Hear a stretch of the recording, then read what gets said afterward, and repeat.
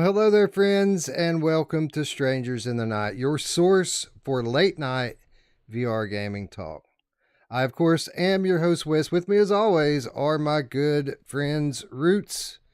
2 Saturdays in a row, brother. It just feels right. Yeah, we did it. We did it. And 2 Saturdays in a row, I got freaked out because I had audio in my ears. It's not supposed to happen with the YouTube starting. And it's like sometimes it starts muted, sometimes it doesn't. I don't know why it just doesn't let me mute it beforehand, but until you start, you can't. So, yeah. Bullshit. It is bullshit. I'm sick of it. Eric, I say Saturday feels right. And it does for the most part. But on the other hand, like UFC 301 was tonight. Oh, my and God. I'm playing VR the whole time. Wow. That's big that you just like, wow. That you must have really been enjoying what you wanted to do if you were going to miss UFC. I didn't know. I'm not going to miss it. I'm just going to watch the replay immediately after the show. So at like 3 a.m., you'll be like, I'm going to UFC. Yeah, I'll probably watch it till daylight, and then I'll go to bed. That's the good thing about Strangers in the Night. It's Sunday morning. You can sleep in. Maybe. I don't know. Get a couple hours sleep.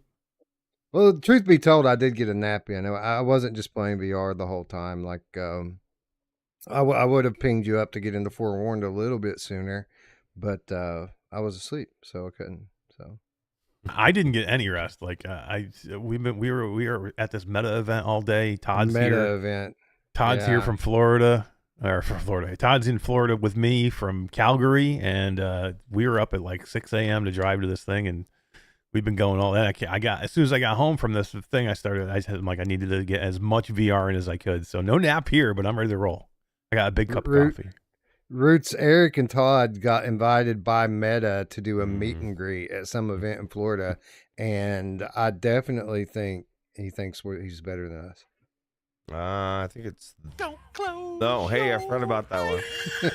This man legitimately thinks Radio that he's Run. better than us. Yeah. Why has Radio Run got to get in there? He just had to sneak his way in there. Yeah, he does. He thinks he's better than... did you tell him, Mash, what I thought, what I've been saying, that I fuck you, Meta, for like abandoning a headset mid? I would love to told him, yeah, because I just feel like even if I didn't have a Quest Pro, the fact that and this doesn't, as far as I've seen, I haven't seen anything that's actually specifically said Quest Pro. Have you guys seen the actual wording of that, or is that just because it said Quest 3 in left out other headsets? Because they've done that before, right? And like people are like, oh my God, it doesn't work on this. And then it's like, no, we just didn't put every single headset on there. I think it's been like they haven't came right out and said it, but we've had like 2 or 3 games this past week that have come out with that Quest 3 advertising specifically. And I don't think that that's an accident. I do think that we're getting ready to make that switch that we always see in each generation, typically about a year out from the new generation coming, where that requirement for developers to support the last generation goes away. And it's a needed thing to happen, especially the way things are right now in standalone. Like standalone has some catching up to do, and the Quest 3 has capability that isn't being fully leveraged.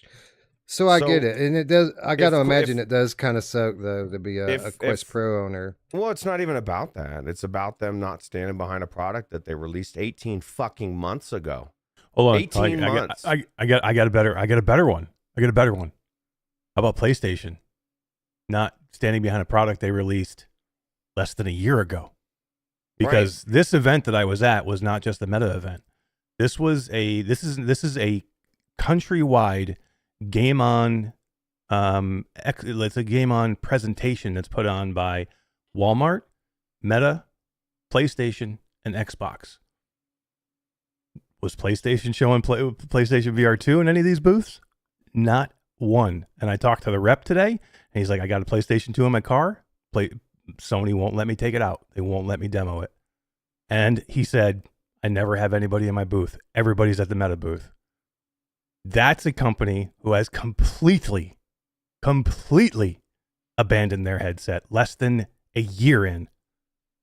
That is disgusting. Well, to what Roots' point though, like at least there's new games coming out for it. We're about to talk about one tonight that's amazing. I think what Roots is saying is that his headset just came out 18 months ago, and it's about to be phased out. Like whether Sony's doing a good job marketing PlayStation VR2, in which I think we can all agree that they're doing a terrible job marketing it. I don't think anyone thinks that we're going to stop getting games for it, at least for 3 or 4 more years. Oh, I don't agree with that. There's no incentive Really? for developers to develop for this thing right now. There is zero incentive. There is zero incentive for them to put any game or put any money into putting a game on a headset that the company that makes it doesn't care about. So you don't think that there's going to be any games released for PlayStation I don't think VR2? there's going to be the amount that you think. Like, I already know developers now who are noping out of putting their games on there. Like, they're just not. There's no reason right now for them to go out of their way to put a game on a headset that the Sony doesn't want to support. Like, it doesn't make any sense. Like, I don't get it, Wes. I want them to support the damn thing. Like, I'm talking to this guy today who is the rep for the entire Southeast. And he's like, they just don't care. They don't want me to do it. They don't want me to rep. They don't want me to show it. They're That's showing so weird. they in their booth. They have three stations in their booth. Nobody's in there, by the way. They're showing Minecraft and MLB The Show. That's what their experiences are. Not Spider-Man. The PlayStation just that's why nobody's in there. Like it's like crazy. But if you had a PlayStation if you had a PlayStation VR2 in this booth, and that's what I told this guy today. I'm like, if you had a PlayStation VR2 in this booth and you showed Gran Turismo 7 or Resident Evil 8 or Call of the Mountain or any number of games, you would probably be busier than the Meta booth. But they just don't care. Yeah, well, I mean, I really can't speak to that. I don't know who runs these things or anything about the event. It's just a point, something that's pointing at what's going on, is what Eric's saying. You know, I mean, this is a clear example, and it really is. I mean, the fact that it's in his car and the person that's there is pretty much sounds like almost begging, please, can I take this inside? And they're like, fuck you, no, you're not taking that in there. And then nobody's there anyway. So why not? Why not take the risk and put something, like Eric said, put Resident Evil 8, Gran Turismo, put a wheel in there, put a really cool fucking driving rig, you know, that people could see and actually see what's happening. You could make that really amazing. Gran Turismo would be it, really.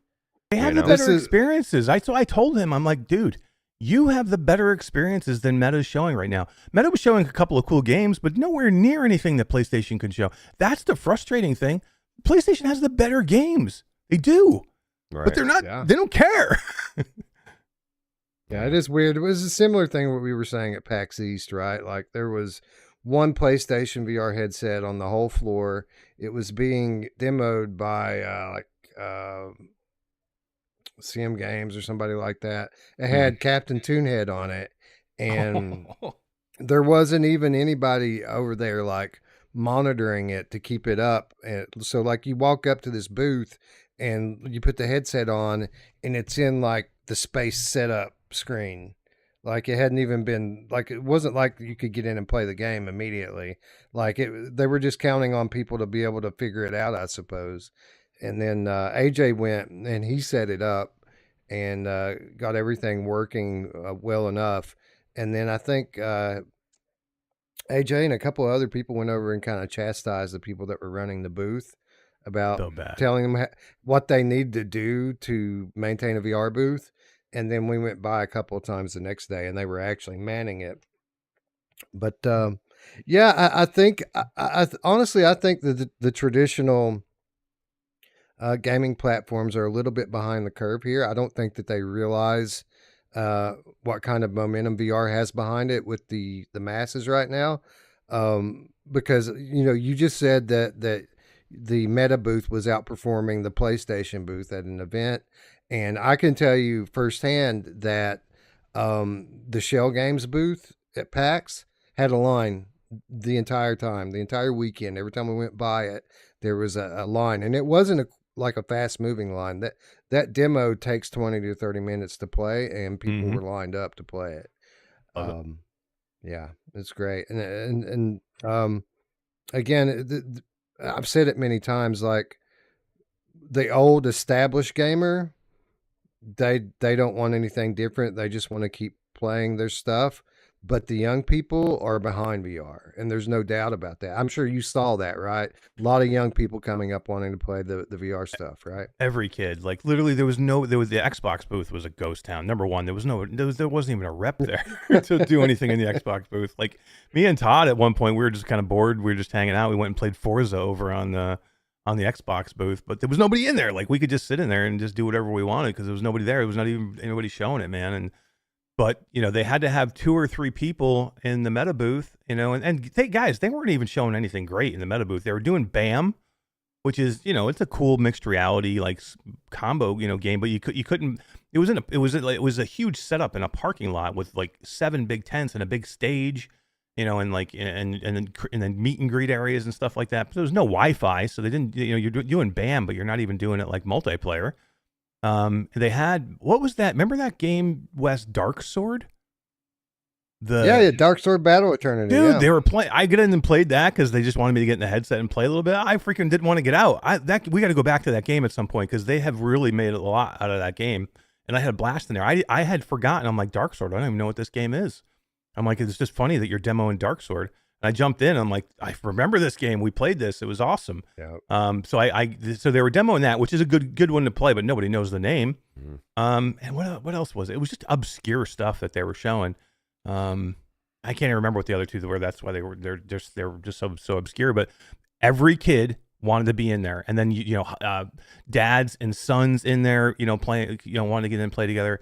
It literally meta dominated these booths, and this was a thing. You know what I mean? It's just, I don't know. But here's the thing too. Like if you're PlayStation, you have to know that nobody cares about going to an event like this and playing your PlayStation. Everybody has a PlayStation. Right. Nobody has VR. Go show your fucking VR headset. Like literally, they would dominate it. The meta booth would be half empty most of the time. Like this guy was so exasperated. I felt so bad for him because I literally went up to him like, I have a question for you. Why are you not showing PlayStation VR2 in your booth? And he's like, dude, it's sitting in my car. They won't let me take it out.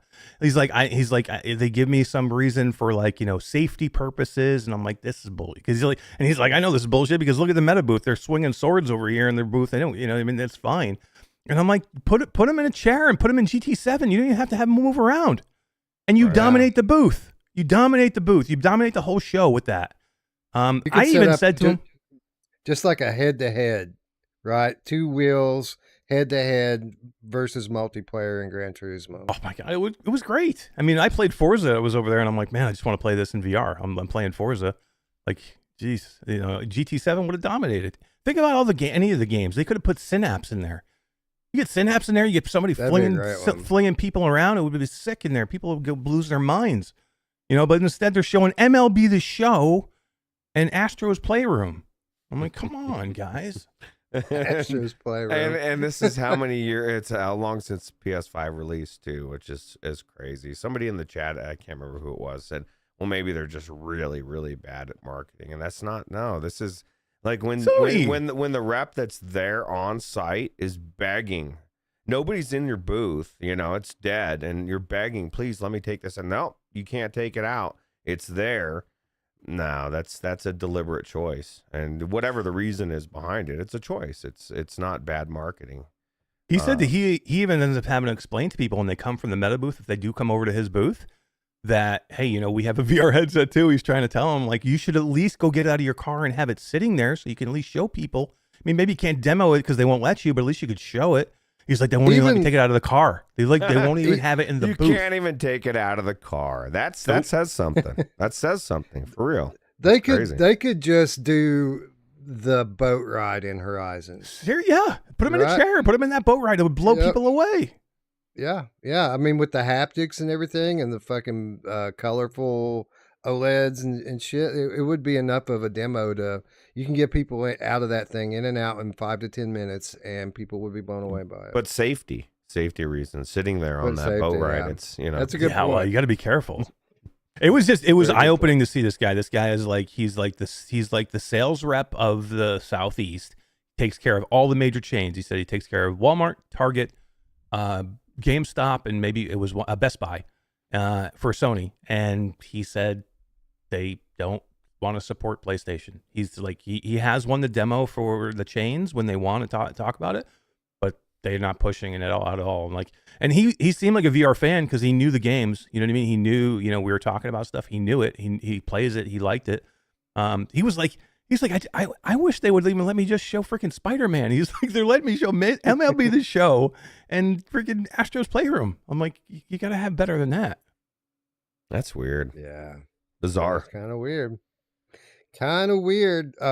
People made that excuse for them for the years that they were in court with Microsoft trying to argue that PlayStation didn't have a monopoly on the space. So people thought they were tanking intentionally, right? But that's been over with for 6 or 9 months now. Like it's time to move on, right? Someone didn't get the memo. Fuck. Son of a bitch. We should have stopped like 6 months ago. That's crazy. Right. Yeah. It is kind of weird. Kind of weird. You know what else is kind of weird? That it is 20 minutes into the show yet, and we have not said hello to our friends that's weird. in chat. Like Mr. Bean is here, as is JH, Salvador, Chrome Colossus is here, Test Rate Review, Gabriel 004 is here as well. It's Free VR Real Estate, Mark Pringlesleith, JS, Big Fat Frog 1909, Old Darth is here, the Ghastly Gamer's here, Malkaya, the Soul Reaving Game Cat, Eric, Jasmine's here. Hey, what's Jasmine's up, Jazz? never here. What's up? I know, at this Thank time you of night. for- Crazy. I know, right? It's early. Must not It's be. Colorado time. It It's is only early on the West 11:20. Coast. What time is it West Coast? It's 10, like 10 It's like, not even 10:30. 10:30. It's Oh, shit, Saturday yeah. night. Yeah, This is the let's one. go. This is the one night like I don't have to, because we're doing the show now. I don't have to work tomorrow. I have you know what I mean? Like I can stay up all night. I probably won't, but I might go into WoW actually after level my. I'm trying to decide, Wes, on Druid or Priest. I went back to the Onyxia, the vanilla server. I have both. That was the first one we went to. My other one I'm Right. still going to work on, but I already got my Druid to 80, and so I need to. I need Ruuts to get putting in something. some work on Warcraft, bro. 80. Holy moly. Well, SpryGuy is 38 on Onyxia, and their XP rate's not as quick as the Ice Crown. I think Ice Crown's 7 times as fast, and Onyxia is only 3. So it goes quick, but it still takes time. Right. Yeah. So it's Saturday night, so you could get in a good 5 hours before daylight easily. Yeah, for sure. Philozix is here. Mind Jive is here. Chinatown D is here. Roots, we got to make D stream Madison. I think I think she was leaning towards it. There's no way. There's no way. I told her the other night, there's no way. She can't get through like Resident Evil 8. There's no possible. She can't get through Walking Dead Saints and Sinners. There's no way. Listen, if she had Wes there to help her through it, and She would have to be sitting on Wes's lap A with stream. him holding her hand. a stream full of people should be fine. I told her I would be there to help facilitate the puzzles because as we're going to talk about shortly, the puzzles are legit in this game. It isn't just all about atmosphere. This is a legit escape room. Story driven, so much good about it. But I told her if she wants to stream it, I'll show up to it just so she doesn't get stuck for too long, because that can be frustrating when you're streaming. I'll say right now, if she streams it, I will 100% be there. Like, because I need to see this. I need to be there for this. I will watch. 100%. She said it wasn't because it was scary for R8. That was a bad game choice for her first stream, and it may have been, but behind the scenes, like The werewolves got her. You can't act like you weren't scared. Do you? Like, that was legitimate fear. Dude, I want her to stream Madison. I want her to be on camera when she's streaming it. I need to see this. I don't want to stream Madison. I telling do. you. I do. I just didn't want to spoil it for people. I did record like the first little bit over an hour of my gameplay and posted up for the patrons this week. So if you guys are part of our Patreon roll, be sure you go check it out. We've been putting a lot of exclusive content up on there lately, and that was the latest one, my first hour in Madison. That doesn't spoil too much, so if you're worried about spoilers, don't.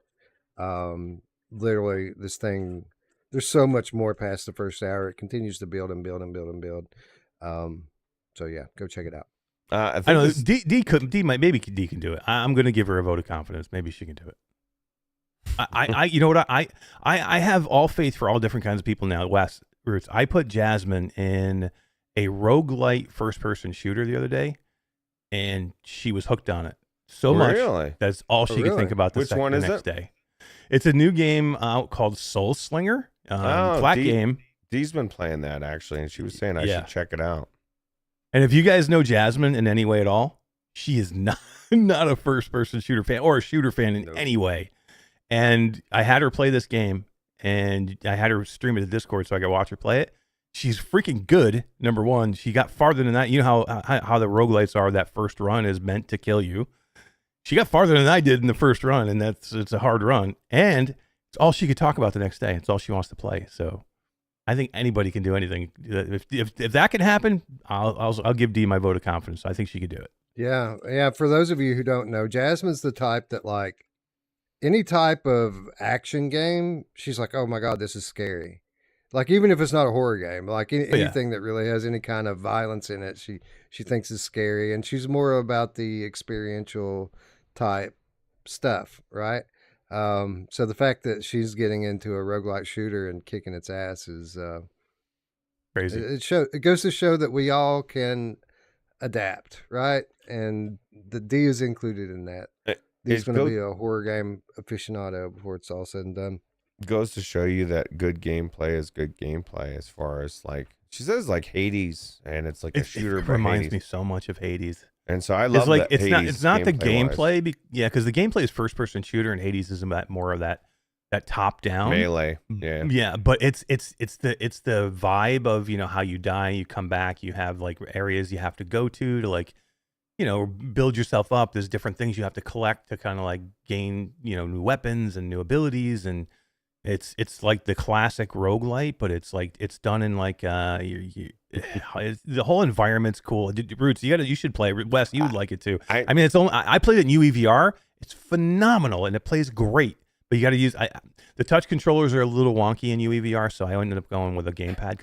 Let me ask you this, okay? So if it's a joystick controller game anyway, why is anybody even considering, like, the game, the flat game was made for this, but I have to use my touch. I have to use them. It's not adding anything to it. I'm not pointing. But I have to have my hands separated because then I feel more in VR. Just fucking use the controller. You know what I mean? It was made for the thing. And I heard somebody else was telling me that too, D, I think. And I said, why are you not using the gamepad? Same thing with Alien Isolation. You guys were saying the same thing. Oh, yeah, it feels a little weird. I said, well, you know, the D-pad actually is used. There's no D-pad on those touch controllers. So I feel like for me, I actually want to try it now. If everybody's saying it's amazing. And I was laughing because Jasmine said that the new enemy she got to started dashing, and now it is a little scary. So that's what's cool here. It's got like a Returnal vibe to it because there is a dash that you have to use, and you know you're like a Western gunslinger, but in limbo. It's all about death and like being in you know you're like because it's the name of the game is Soul Slinger Envoy of Death, and I'm barely scratching the surface of it, probably like 6 hours in. Like I haven't even unlocked anything. It's just got that gameplay loop. It's got the depth. It's got the AAA feel, and it's not a AAA game, by the way. Deb sent me a key for it just to check it out. It's not a AAA game by a big company. They just did it right. But the visuals are beautiful. They did it right. Well, how come more VR devs can't do this kind of stuff, gameplay wise?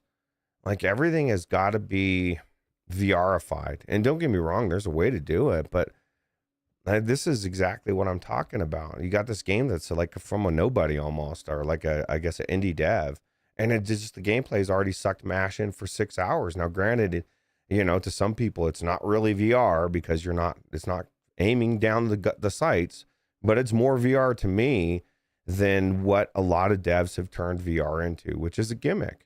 The same gimmick that we defended for the first few years is what a lot of devs are turning it into. And I'll use Call of the Mountain as an example, which I did enjoy the game, but most of the game, or a good portion of it, is climbing. Why does it need to be climbing? It's a VR gimmick. It's like, you know what I mean? Like, I get it. There's climbing involved. We all climb ladders. But when that's the base crux of the thing, it just, to me, it seems like that's a lot of the reasons why Sony isn't supporting their thing. They didn't come out swinging and give us a real full-fledged Call of the Mountain game. And those kind of decisions, I think, are starting to make things where they're at, you know? Well, we saw this with a few things with PlayStation VR2, not just in the kind of design of the flagship launch title, but in the design of the headset itself. They're a couple of years behind when it comes to VR. Like it's like they're trying to catch up, right? Like they took that couple of years to decide what PSVR 2 was going to be, and by the time they decided, the industry had moved on. The games have moved on. The hardware has moved on. Now, don't get me wrong. I love my PlayStation VR 2 headset. There's stuff in that you still don't see in the rest of the market, be it the OLED panels or the headset haptics or even the controllers for that matter. Mm-hmm. But the fact that they're using pin-tile displays, the fact that this thing is so huge and has Fresnel lenses in it, you could tell that it's a headset that would have been state of the art 2 years ahead of its time. But 2 years is a generation in VR. And I think that's something that they haven't really quite figured out how to reconcile, is that their console cycle is 6 to 7 years, but the VR cycle is 2 to 3 years. So yeah, definitely get your point there. With that said, I am looking forward to getting back into mods this week. I'm starting to second guess our decision though, Ruuts, to do Red Dead this week. As much as I want to play it, there was a new mod that came out this week for GTA 5 that makes it like almost photoreal. And it's compatible with the VR mod. Really? People were playing it. Yeah. Interesting. It looks nice. So we'll have to give it some thought before we start diving in. But definitely next Saturday right here, we're going to be talking about a Luke Ross mod. And it'll either be Red Dead or it'll be GTA 5. It just depends on what everybody We should wants stick to play. Soul Slinger in there too, make you guys play that. Maybe. I don't know what's out on the launch list this week. If there's something good coming out, then we'll cover that. If there's nothing good coming out this week, I'm not opposed to doing 2 mods next week. Right. We're going to get to that point right now. Like we actually had a decent spring, I think, for VR new titles, but I think we're going to get to that point soon where it's going to get starting to get hotter, and we're going to get to that point where the devs don't want to put their games out. We get that little slow time. So yeah, right. I'm trying to think off the top of my head. I don't think there's a ton coming next week, so it's possible. And then somebody said something earlier. Test rate review says, "Is Soul Slinger what Foglands should have been?" And Wes, this is what we had hoped for Foglands. This game. This is exactly that. It's exactly that. That's like if they did Foglands like this, even with the downgraded graphics, it would have been perfect. But it's That's why I think without the mods, for me, VR would just be not. It'd be a no. I might have already stopped playing mostly because getting a game that just came out like this, Soul Slinger, that's this good, that I enjoy gameplay. It's just rare for me to find games that I really enjoy playing. And Mark Pringlesleaf says, I enjoyed the climbing. I want more climbing. I enjoyed the climbing. If you go back, one of the things I raved about. But as I get further and further back, what I was missing was everything else. And they had other stuff. Don't get me wrong. It's not like that you're just climbing the whole fucking time. I want to see legitimate flat gamers coming into VR, and it's almost like developers doing everything to keep that from happening. And then we're stuck in this loop of saying, well, we don't have the funding to give you the game that you want, Ruuts. Well, fuck, then I guess I got to go to mods then to play the games I want, because the overall VR isn't, built from the ground up, isn't doing it for me. And now there is exceptions, like with MADiSON VR, like games that I couldn't experience flat that way. You know what I mean? So it's a give and take, but I'd say overall, just everything that I've experienced in since January, since UEVR came out, since flat to VR has been crushing it. I just feel like it's just making it even more obvious to me that there's a problem in VR, and that there's a gap that needs to be bridged. I guess not necessarily a problem. It's just it's a time. It's going to take time. So. Fluke Rogie is here. Roy Schwartz is here as well. Gabriel 004. Not sure Brondo. Kirk Annam. What's up, Kirk?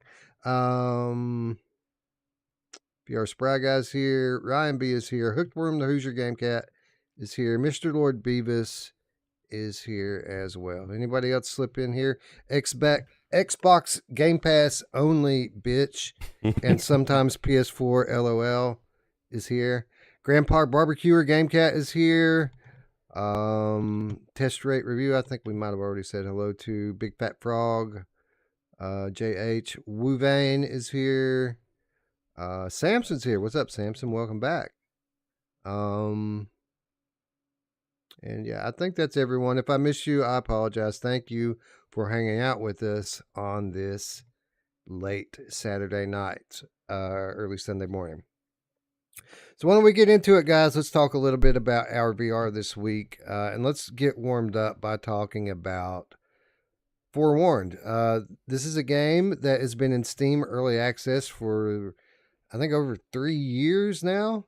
And I don't think anyone knows that this game actually just hit full release like a week or two ago. I didn't see any news articles or anything on it. I wouldn't even know it if Game of the Month wasn't this week. I went back and was doing the roll for Game of the Month and looking at the Steam releases, and I noticed this title on there, and I'm like, wait a minute, this game's been around for years. Are they saying that it's finally launching? And sure enough, that is the case. This is a game we've had in our library, Eric, for years. I think we all bought a copy of it when it first went into early access with the intent to cover it. And for whatever reason, maybe we were going to wait on an update or whatever. We didn't cover it when we bought it, and we just never went into it. So while this game has literally been in our library for years, this was really our first time checking it out. Yeah, I mean, we jumped in together, and I'm like, Wes, did we talk about this game before? Because this game does not look anything like anything I've ever played, and I knew it was in my library. I mean, I had to install it. I didn't even have it installed, so I literally thought this game was something else. Like when we started talking about this, I had in my head that this was a different game, and then when we get in there tonight, I'm like, this is not the game I thought about. I have never been in this game ever, so. I know now. Once we talked about it, I remember us saying we should get in this game. This was a game that had multiplayer. You could play up to 4 people together, and we all bought it so we could all get in there and play. Honestly, and then we didn't. I think you might have even bought us each a copy of this. I think this is when you were new on the channel, and we were getting review keys left and right, and you're like, you know what, guys, I've got this one, and I think you just went and bought Ruuts and I a copy of it, and then we never played it. I think you're right. I think we were going to do it, and we just never did it, or for whatever reason. But yeah, I had never been in this game until today. I'm kind of glad we waited, though. I do remember it was a little janky, as most early access games were. But Ruuts, while it's not perfect, pretty polished experience here, huh? Yeah, absolutely. I had the same experience when I went in. I was like, well, first when I went to install it, I was like, I have no time in this game. I said, and where did this game come from? I didn't even remember ever seeing or talking about this game. And then I got in there, and I'm like, oh my God, this is Phasmophobia, but it's Egyptian themed. And I thought, I don't know, I thought Phasmophobia was okay. It was cool. but I actually thought this game had a lot of polish, and like this footage right here is the new, I guess the new content they got. They got several different maps and different sizes from what Eric was saying before the show. So I just think it's super cool, and I actually was a little creeped out in different times in the tutorial that I went in there.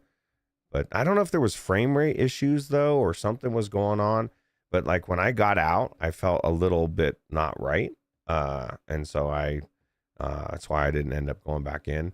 But it could have been something else going on that, you know. But usually that's the only thing that will make me feel weird in VR. I don't, you know, I've got really strong VR legs, but if if there's a frame rate issue at all, it makes me, you know, sometimes feel weird. So Yeah, I didn't feel any weirdness from it. I did run it. So I played on my G2 and I ran it on the default settings, which was like medium, I think is what it defaulted to for me. And, you know, it looked great. I didn't feel like I needed to turn it up any. And I didn't feel any kind of weirdness. Maybe Eric, maybe Ruuts is just having withdrawal from WoW VR. It could be. It could be.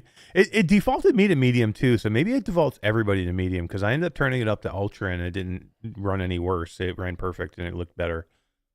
So I would try it next time, Wes, even running your G2, because I think it defaults you automatically to medium just because, I mean, it is like aggressive. The graphics are aggressive, but I think I would say most people should be able to run it with their rigs. Good looking game though, huh? I mean, this is a game that can be played flat or VR. As Ruuts alluded to, a core gameplay loop that's very similar to Phasmophobia, and honestly, they're probably taking a lot of inspiration here from Phasmophobia in terms of the game that they're putting forth. This is a co-op game, up to 4 players go in, and the idea is that you're exploring these Egyptian ruins, right? And each tomb is haunted by some sort of spirit, and you have to investigate to determine which specific spirit is haunting the tomb. Once you determine which spirit it is, then you can unlock the door to the main tomb, and inside there you will find a relic. Once you grab that relic, this is where the game becomes very different from Phasmophobia, because the spirit then takes physical form and you have to survive and escape. And Eric, that isn't very easy, is it? No, it's like we died several times. This game is hard, man. This game is hard and it is unforgiving, and it does look great, by the way. Like I will hit on that, like you brought it up. I mean, you can definitely tell this is a PC VR game. There's no way this is running on standalone in any way. It has a look of a PC VR game. Just some of the torch effects, and the lighting effects with like torches or flashlights, the shadowing. Some of the creatures are like a mist, and the way there's no way, Wes, that they would ever be able to do any of that. I mean, if they dumbed it way down, they could get it on the Quest, but you know, I don't know if they would want to for this title because it looks that good. But yeah, this is a hard game. Like this is not like, and I don't know if the smaller maps may be easier, but me and you did a medium map, and like I felt like we were doing okay until we got to one point, and then it was just it was chaos, and we were dead quickly. Yeah, that's another thing I liked about it. It was kind of the customization aspect of it. So you go in, and there's a fucking wall of maps to choose from. Most of them are locked. There's an underlying leveling system going on here. The more you play it, the more points you get. You level up and you unlock new maps. But they give you a good 6-pack to start with, and it's not just that like you pick a map and it's set. You tell it, okay, I want small, medium, or large size map for whichever map you choose. There are different selections. I'm not 100% sure, but I'd say that they're somewhat procedural. I don't think the maps are going to be the same every time. I think they're going to change up, and then you can set your difficulty on top of that. So like, and I think there was 4 or 5 different difficulty levels. We played on a medium-sized map with normal difficulty, and the map seemed pretty big, and the game seemed pretty hard. So I probably should have left it on small and easy. But Ruuts, who hates it when it's small and easy. She gets pissed. She'll refuse. But no, man, that's something else that I can kind of appreciate about this versus a game like Phasmophobia is that you can customize the game to your specific level, right? So if you're a noob, you can nerf it, but it's still going to be intense and challenging. And the maps are changing, which with Phasmophobia, the maps are always exactly the same. So I think there's a lot more game here versus something like Phasmophobia, which, as we all know, has been a pretty big hit in early access.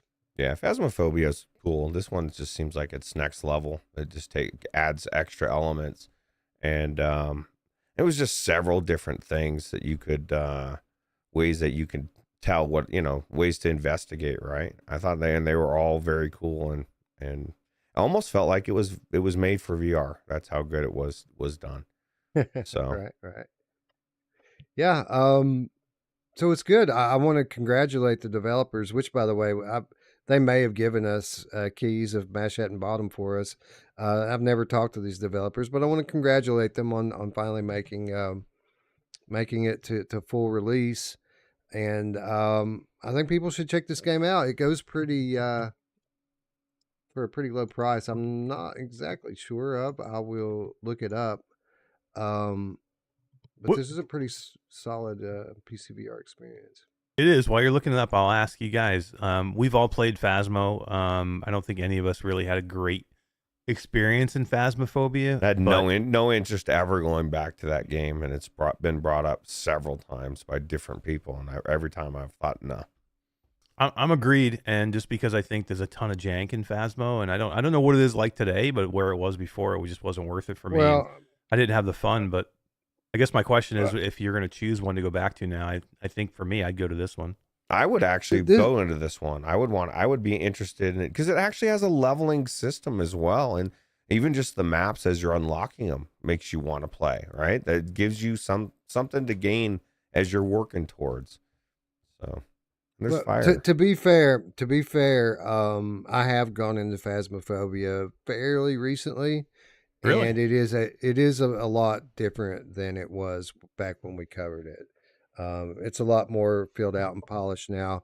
Now it can't compete in terms of like the maps. Like the Phasmophobia maps are small and nothing compared to these maps. But like they do have some leveling in it as well, and the scare effect has went up quite a bit from the early versions of the game. Are there With snakes? that said, there are not mummies? giant snakes and monsters. You don't. I mean, the monster, the spirits can kill you in Phasmo, but it's not like it is in this, where this is almost an action game after you find the relic. Yeah. There's so many enemies, and like they even give you a meta pack so that you can heal yourself. Although, Eric, I don't know how you would like the time that the enemies got me. Like it was a wrap, like immediately, you're just dead. Were you checking the journal? Yes. Okay, I was gonna Yes. say because it tells you, what kind of attack it does, right? It kind of gives you a hint on how to avoid the attacks and stuff. Yeah. I mean, okay. it's very much like it is very much like Phasmo in that fact where you have to look at different things that each ghost will do or each monster will do here, which is these are still ghosts too. They're just Egyptian ghosts that are like inhabiting the body of mummies and things like that, or other apparitions. But yeah, they're no joke. Once they get you, I don't see how you survive it. Like there's no time to like. I was at 80% health at one point, and I had the big bad get me, and like he got me, and I was dead. Like he cornered me, and I was dead in an instant. So I don't know how you would heal yourself. I could do it. No, probably, yeah. Yeah, If you were in there again, you'd be fine. But It may be a case of where you need to level up a little bit more. True. We were going in here as Yeah. noobs and dying immediately. Maybe after a few runs, we would be leveled up and have a bit more resistance to it. Do you get Before more we got life in, and stuff? Do you add more life as you level or anything, or do you know? I don't. Maybe one. Maybe leveled one time. I don't know, but I before I jumped in with Wes, I tried to jump into just like a public match, and because I opened a lobby and made it not private, and I had a guy jump in. He was level 52. Oh God. So this isn't like 10 levels. This guy was 52. I don't know what the max is or what where you get to go, but it looks like you get to buy new stuff too. Like they have a store now. It looks like you can buy outfits and costumes and then so it looks like it's definitely deeper. And what I was gonna say too is like I think where this differs from Phasmo is Phasmo you just have a house, right? It's just a house, or maybe they may have a couple environments. But They've got quite a few now, but they're all small. Like they're not big like these are. Yeah, we went into a medium map, and like we still didn't see that entire map in the whole time we were in there. So and there's traps, there's booby traps, there's like obstacles to get through. There's quicksand. Yeah, we found freaking quicksand. That was cool. That is cool. Yeah, that sounds cool, man. So get this, regular price for this game. And by the way, before we get to the price, again, 3 years old game. Mash goes in on a late on a Saturday night to a public match, and what's it take, a minute for you to have someone to play with? Did you see the player count in there? No, I didn't. So on their board where they show all the lobbies, they have a player count, and they have a player count and like a mission count. So these are like how many full missions are being completely played right now, and like how many current players in the game. And it was like 5,000. Oh God, I thought you were gonna say 6. You guys it was like 5,000 people. That's crazy. It was 5,000 people with like 344 missions started. I was like, holy shit, man, that's pretty damn good. That is good. So regular price for this game is $13, and it's on sale right now, 40% off. You guys can pick this game up for $7.79 right now. Oh Jesus! God damn it! I paid $25.99 for 3 No, I have no idea what I bought it for. And we held on. I'm sure it was probably $13 still back then, but still, yeah, that's awesome. I mean, this game's 3 years old. They're still adding to it. Just finally released, and yeah.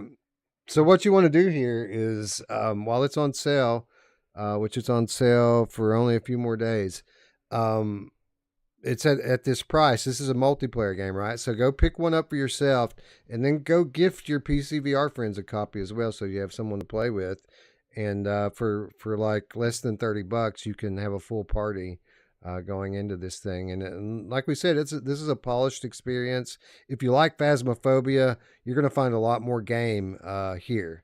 That's exactly what F and Peachy said. Phaz is fun, but there's so much more to Forewarned.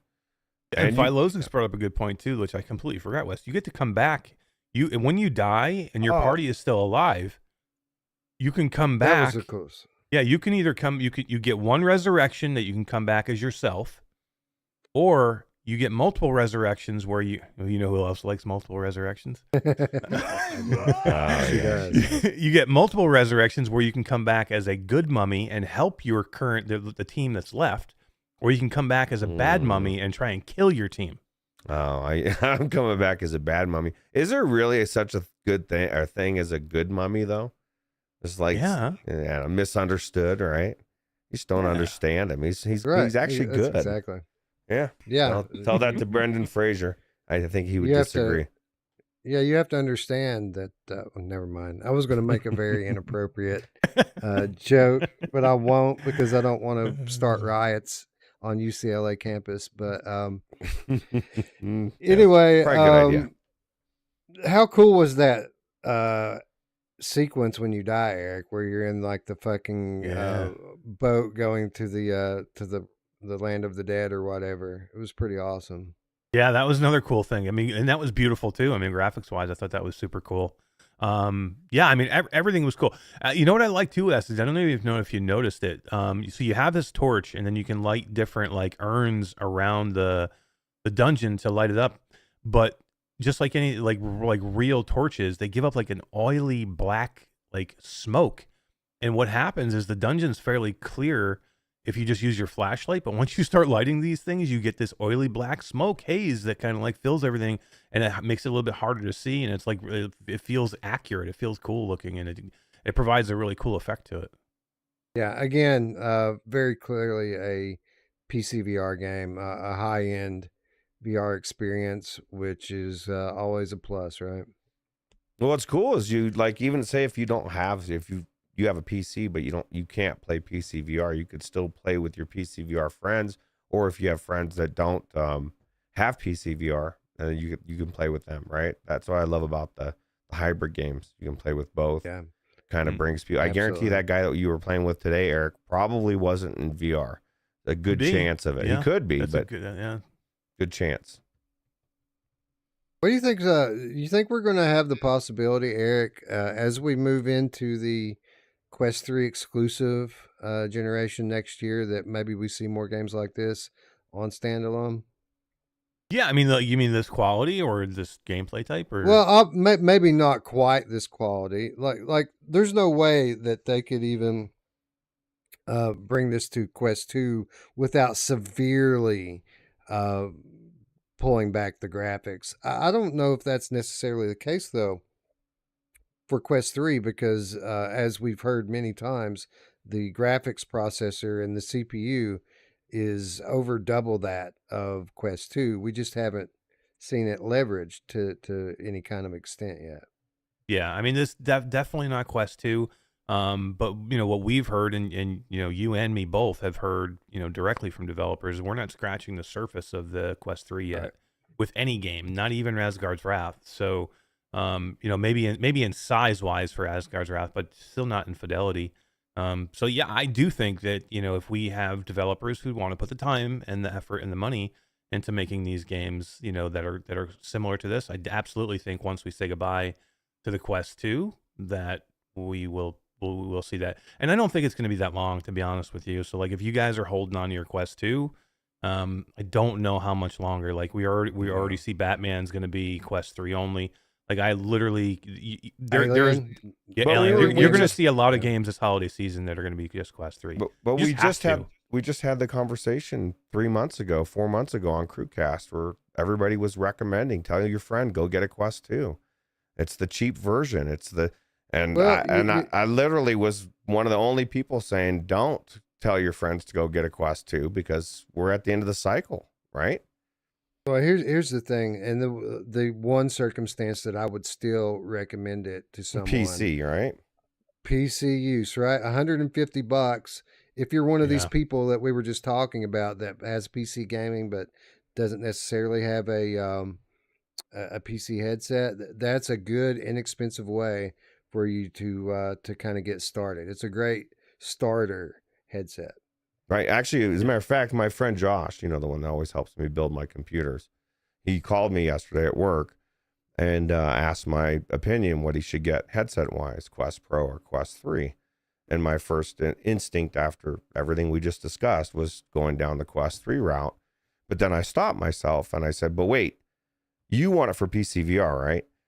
You're big VR chat. That's all you do is going to, like, same thing Brad does. I said, you Quest Pro, because he's all about the trackers and the face tracking and the eye tracking and all of that stuff. He doesn't care about the any of the exclusives from Meta. And so I said, for him, it's complete opposite. Because I have to start telling people you shouldn't get the Quest Pro because they've abandoned their product. And that was the beginning, what I was alluding to earlier. And what I said in the Discord, if they abandon the Quest Pro so easily for whatever reason, what makes people think that they're not going to do the same thing to the Quest 3? And things are moving faster. So everybody's just like saying, no, it has to happen. Well, that's great. But there has to also be some etiquette of when a company bends you over, I hope you don't like it. And hopefully, like for me, it opened my eyes for Meta. I say, fuck you, Meta. You fucked me. And I won't forget it. And so I probably won't get the next headset. So, but that's just my personal belief. It kind of really rubbed me the wrong way, even though if I didn't own a Quest Pro, I'd feel the same way, because it's not about me personally. It's about how they view their audience or their customers, and they clearly, I don't think, give a shit about us. Well, there you go. That's just personal. No, I get it, man. I get it. For what it's worth, a lot of people say Quest Pro is, well, not a lot of people, but a lot of the people that own Quest Pros stand behind it as the best PCVR headset on the market right now. But in terms of standalone functionality, they're in this weird space, right? I think where they went wrong with it is when they developed that thing with the Quest 2 chip in it instead of upgrading it, because now they're kind of locked out. They can't bring it along for the ride with Quest 3 because it won't be able to do what the Quest 3 does in a year. They lied to everybody on every level. They overcharged everybody to begin with. Right. You know what I mean? They knew this was happening. That's what makes it even worse, is that this was a $1,500 headset, and they did not upgrade the processor and the graphics in it at all over Quest 2. And that is unexcusable. And now you're starting to see the consequences of that and what it means as, we're getting ready to move into a next generation. And by all rights, this headset should be going along for the ride. But it can't. You're right. Yeah. It can't. Yeah. It's not physical. And I understand that to some extent. And I guess maybe because it is tied to the Quest 2, and Quest 2 is 4 years old by the time these games come out. Like, it is obsolete and it needs to be put to pasture, but it doesn't make me, as a consumer, it makes me distrust Meta now. You know what they should do? They should do like Pimax does and let you turn it back in for half off the next one. Do something. I'll tell you what, I don't even know that I would want to upgrade. I feel everything you said about people loving that headset is, I love it. It's my favorite headset I've owned. I like the comfort. I like the openness on the bottom. Just everything, the controllers. So it doesn't really have any features that I really want in the Quest 3. I don't care about mixed reality yet. I will at some point. I just don't feel like most of anything that's worth really playing isn't there yet. It's just not. Yeah, it's still one of the best PCVR headsets out there, and it still will be. Like, it's just not gonna be able to handle the other games, and that was their choice too. Then, like, they didn't want to put that new chip in there. They didn't want to wait. They wanted to put this chip because they didn't care, right? Because they didn't consider it a gaming headset, so that's why they didn't want to put the other chip in there, the next gen chip in. They weren't considering what it's going to be like for gamers to try and get into that next generation of gaming. So it wasn't even a consideration for them for that headset, which was just short-sighted for their point, because they should have understood that. They should have understood that people were going to buy it for gaming. If they make it available to play games on, they should have understood that, and then make it worth the $1,500. Because I guess if they had put the better chip in it, the newer, the new gen, the XR2 Gen 2 then you wouldn't need to get Quest 3. Right. Then at $1,500, it would have felt better even then at that point too. It was short-sighted on their part. And it was a botch for them, you know what I mean? But I don't 100% blame them, because they weren't considering a gaming headset at the point, but they just should have figured that people were going to game on it. But HTC did consider their stuff when they were saying it was completely business. Killed it. When they said all those years and they were saying it was not consumer, it was business, and we said that's bullshit. But Meta's really means it this time. I think they're full of shit. I think that they wanted to maximize their profit, and they didn't want to blow their wad in one shot with the Quest Pro so close to the Quest 3. Then you wouldn't have a reason to get. They want to force people to upgrade. So I don't think it was short-sightedness at all. I think it was calculated, but that's my personal opinion. Yeah. Well, it's unfortunate. It's unfortunate for owners of the Quest Pro. It's unfortunate for Meta now as well. Obviously, they've had many black eyes since they launched that thing, and it puts them in a difficult position now, because they need to do a next gen version of it, right? With the Apple Vision Pro being out there, they need to do a next gen Quest Pro to compete with that. And for them to do that, they're probably going to have to put out a headset that costs at least $2,000, and people aren't going to trust them when they do that. Even if it's worth the 2K, they're going to have to convince people of it, and it might not be the easiest thing in the world to do now. I can't be the only person that feels like they've lost as a customer. They've lost me as a customer, Wes. Like I already told D, I said I don't even care about the show. If I can't play those exclusives, I won't play them on her fucking 3. I just won't. I will not talk about them. I don't really care about their shitty ass alien game, or I'm so irritated with them that I just want to tell everybody how shitty Meta is.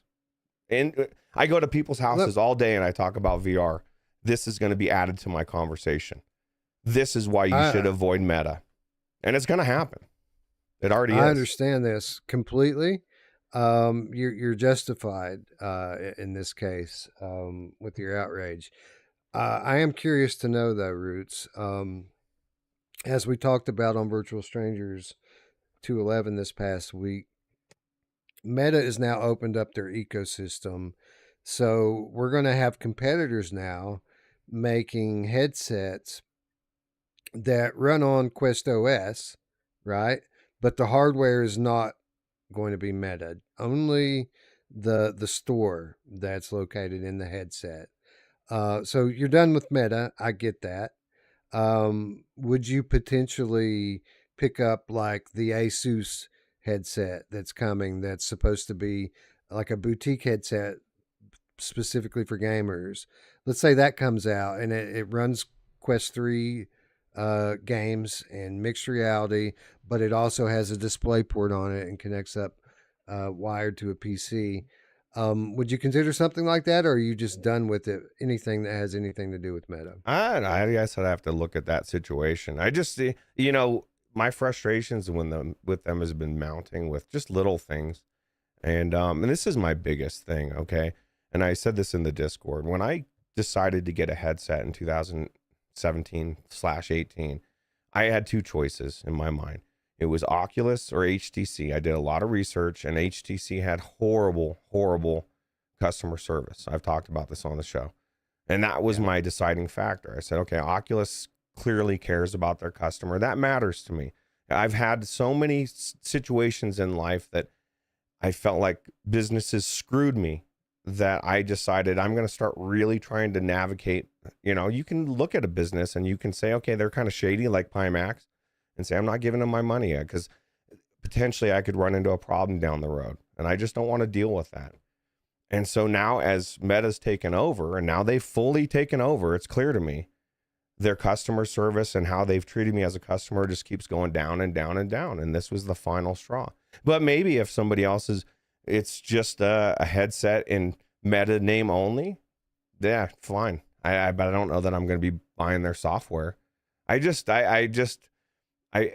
really, I feel like, when your significant other has cheated on you and you've seen them for the first time for what they are, that's you, Zuck. You fuck you, man. I'm so irritated. Yeah, I feel you. I've been dreading it too. I need to contact Meta Quest support because my Quest 3 controller is fucked up and it's putting a cramp on my lifestyle. I need that shit for work, yo. I'm having to do immersed in a fucking Quest 2 like some plebe. So I gotta get on with the Meta here, and I've been looking at those Pro controllers real hard, Ruuts, thinking about how much do I really need that haptic suit over there, because that could be a set of Pro controllers, right? Yeah, absolutely. $300, and those Pro controllers are actually really good, and that I love the headset. I already own it. So I don't know, man. I need to ask Brad how seamlessly that they integrate with like other headsets in Steam. Like if I could run them, because they track themselves, right? How easy would it be for me to set up with like my G2 That's a good as the question. headset with Quest Pro controllers. with Can you? Quest Pro controllers. I don't know if you can. I don't know if they'll communicate with anything. I don't know if you can. Yeah, I don't know if they'll communicate. I I'm don't sure. know if the two operating systems would communicate with each other. I'm sure there's a workaround for it. I just don't know how easy it would be. Yeah, I mean, Like, I know I've I'm- seen them do it with like Big screen. yeah, and I've seen the G2 it be able to be done on the G2 using the index controllers. Yeah. But there was like a weird workaround that with like Bluetooth dongles and like a whole bunch of other shit. But yeah, I don't know. That would be cool if they could. That'd make it though. a no-brainer for me. You Yeah, know, if I for could sure. just upgrade my whole PCVR experience by doing that. I think it- Yeah. I think it'd be worth it for you as much as you love shooters, even just for the Quest 3. And since you might have to buy new ones anyway, who knows? I don't know if I guess it's 50-50. You know, I don't know what their replacements are like these days. Used to be, I had no fear of it, so like I would send Anybody, it in, I always got fixed. Anybody want a B haptic suit? $300 in the box, brand new. Dude, I don't know if I would do that now. Like it, literally, with them partnering with Meta, you're gonna see it in like almost every game now. I would assume.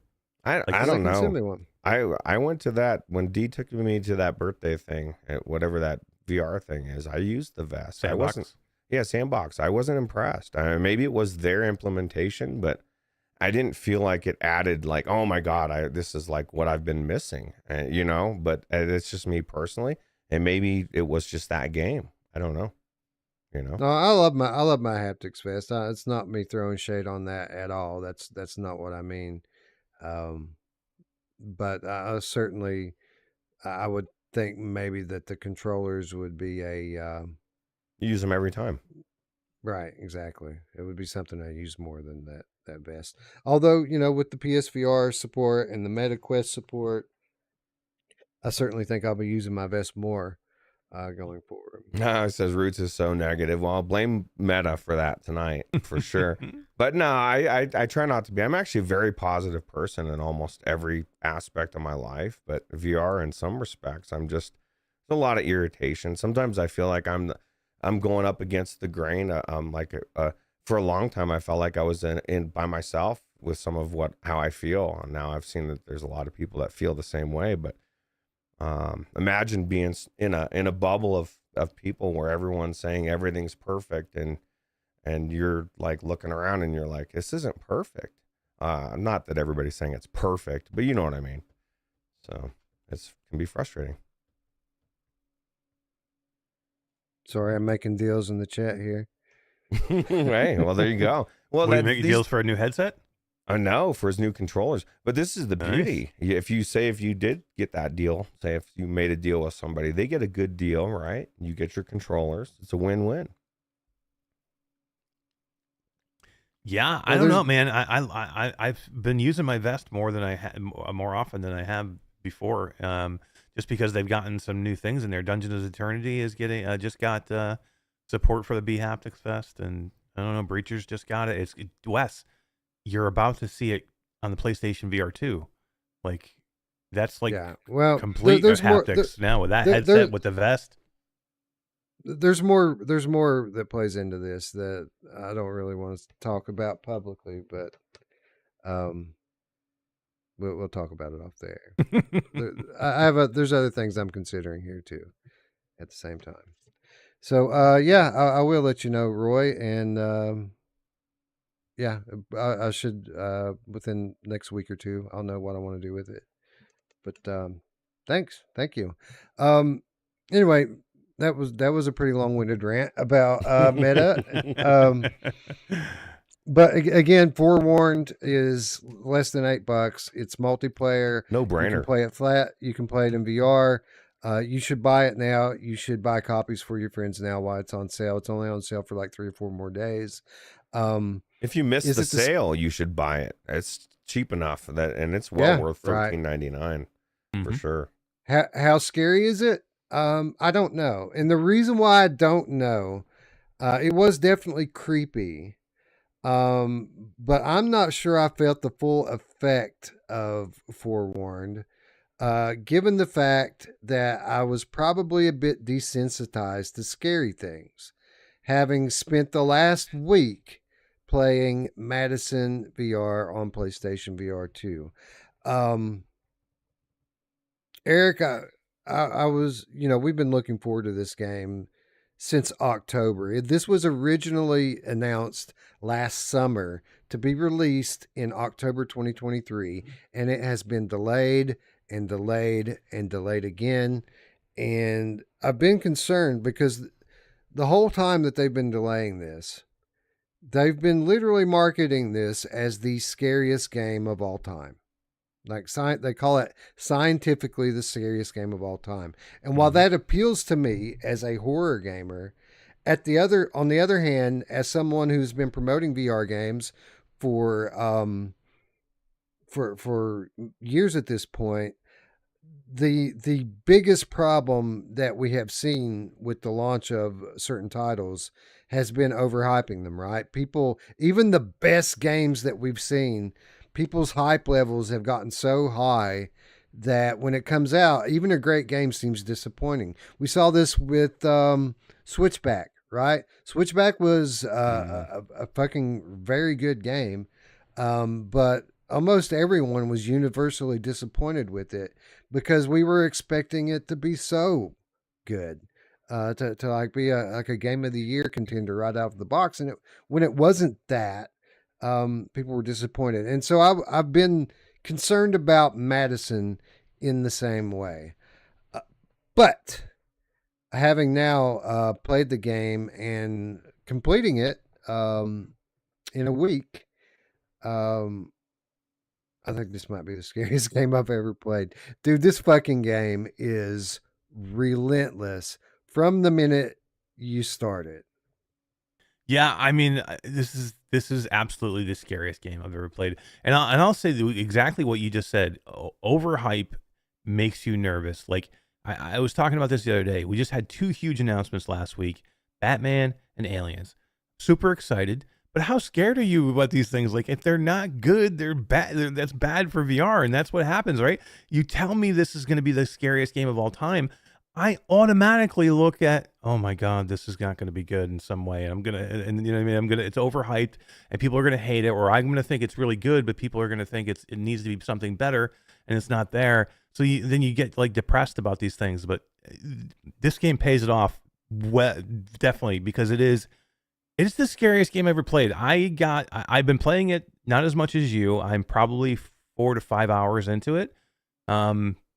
I got to some serious parts tonight with Todd here in the living room in my studio with me, and I'm screaming like a little girl.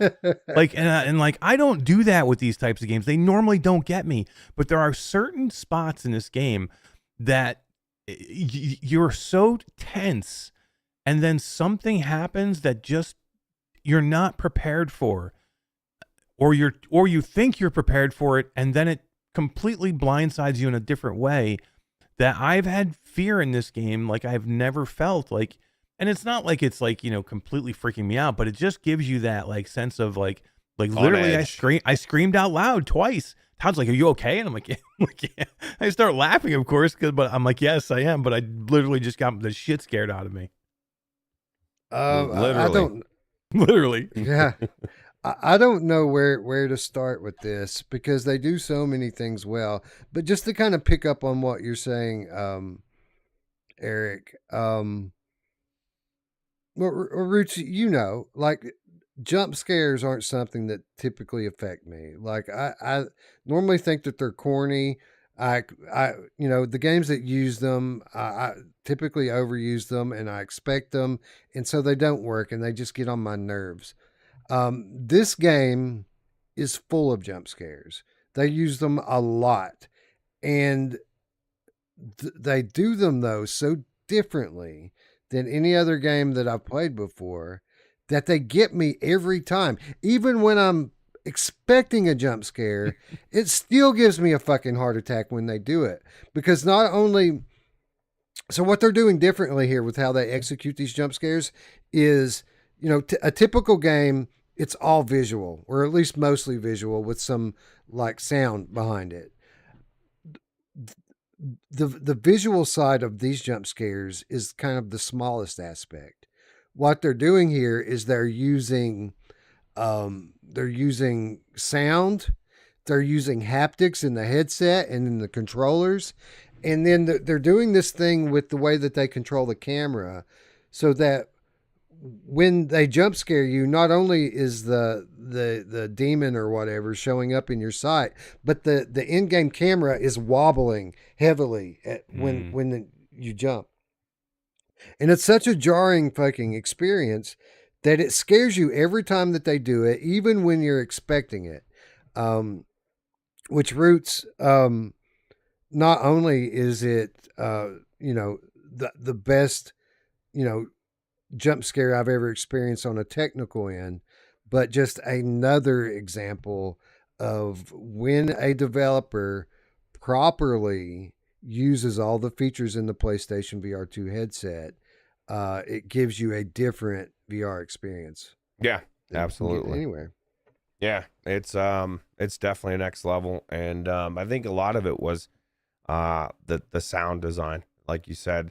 Like there's so much going on that the tension is constantly being built, even from the very beginning, like you said, sounds, things happening that aren't there. And I think that's the biggest thing, is like there's so much going on and you're constantly used to hearing things and noises and seeing things that you're almost expecting, but you're not expecting. And then all of a sudden it happens.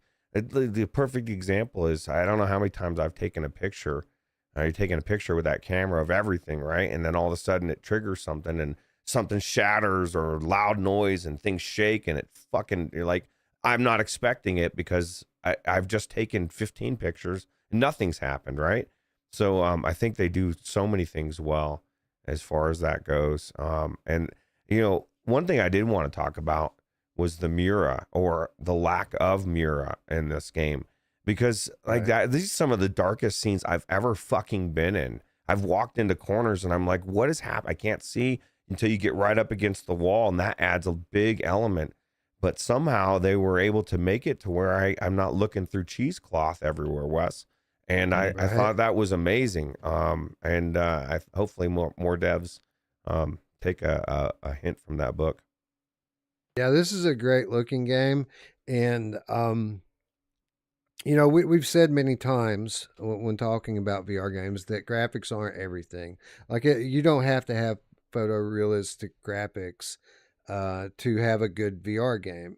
But there are exceptions to that. And I feel like this type of horror game is one of those exceptions.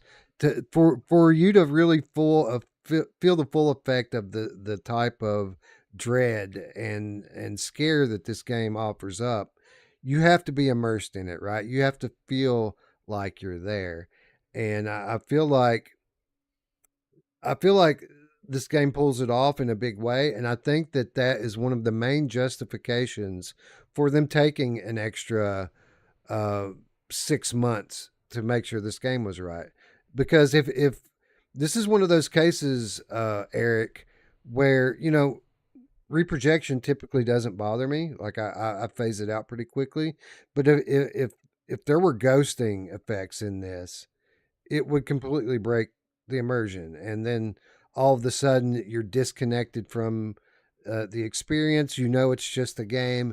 And then maybe some of this stuff doesn't land with the same effect that it does.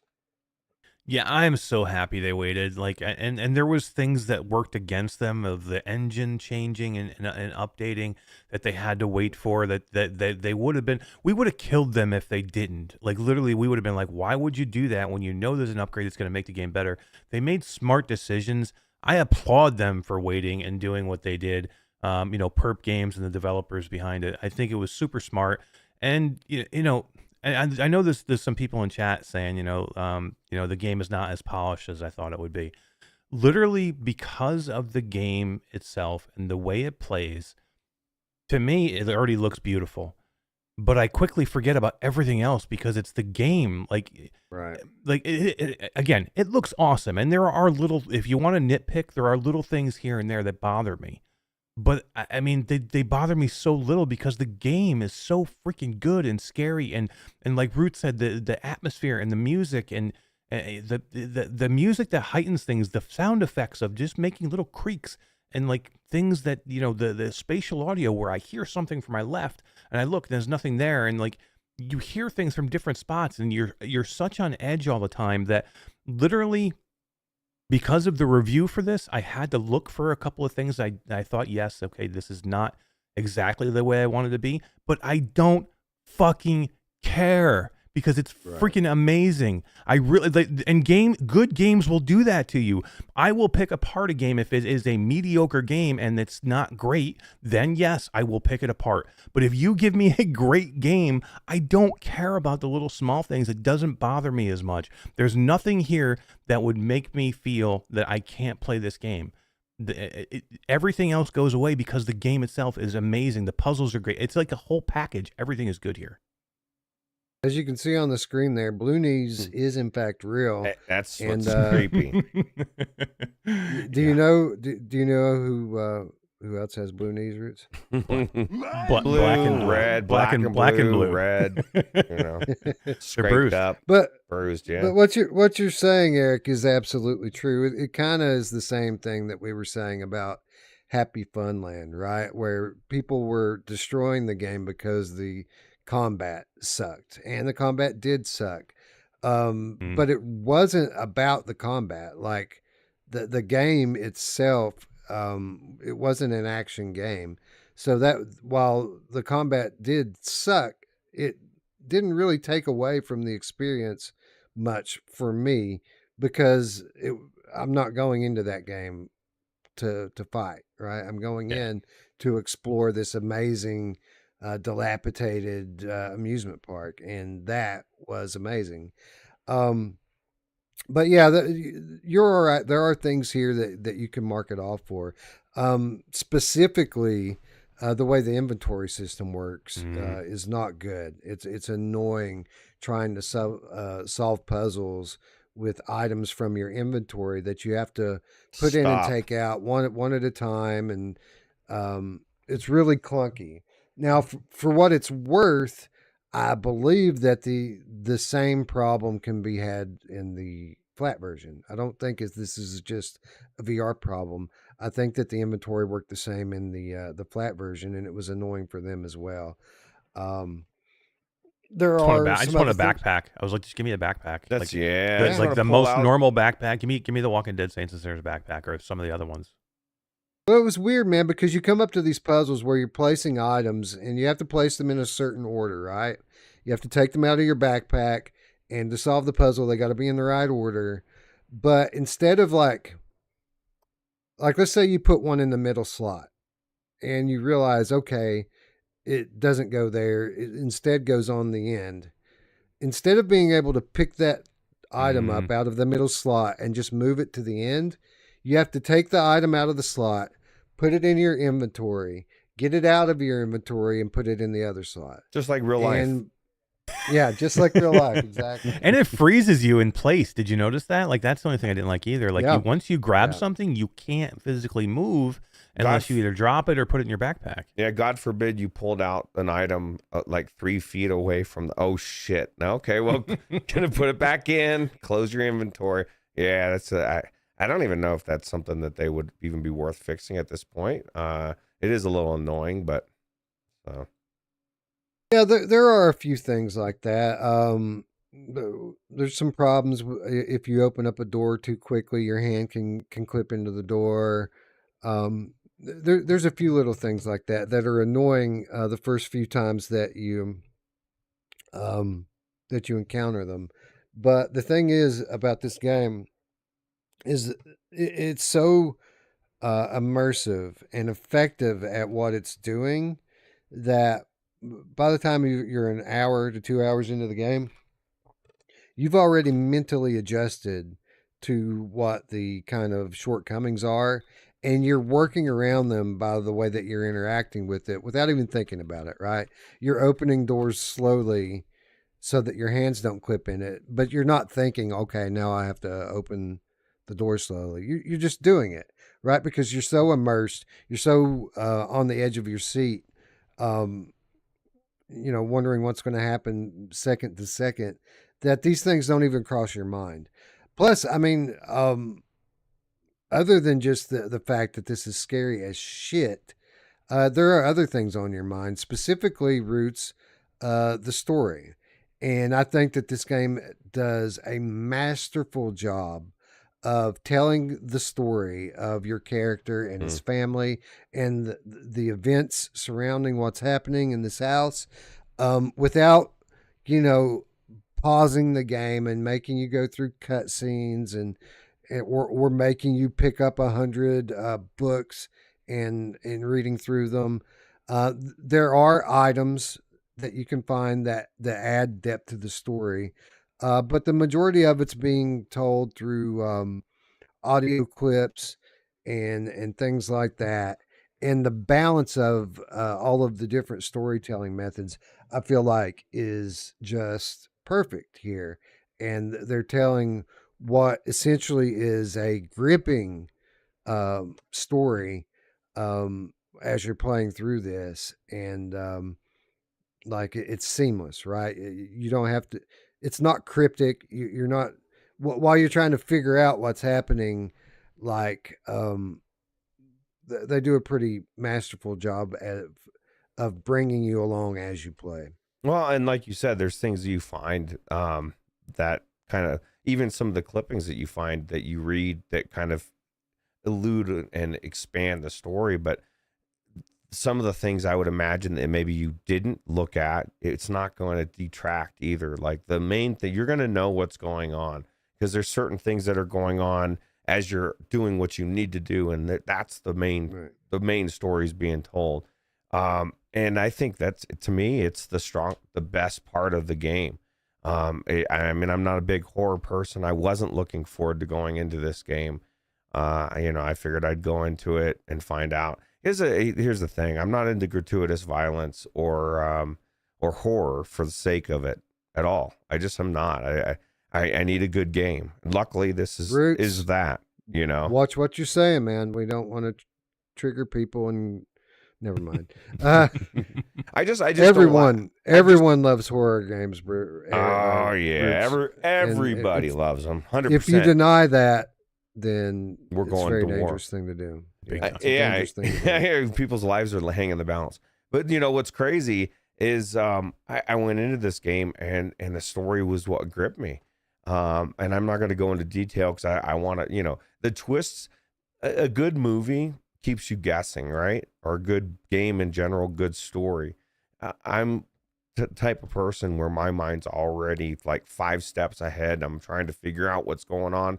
And most stories don't surprise me. And this one so far is it just keeps taking turns that I wouldn't think. And that's a sign of a good story, right? So yeah. And this specifically as a horror game, this is the type of horror that really scares me, right? Like I don't get scared by the so much by the slasher stuff, the gratuitous violence, as you put it.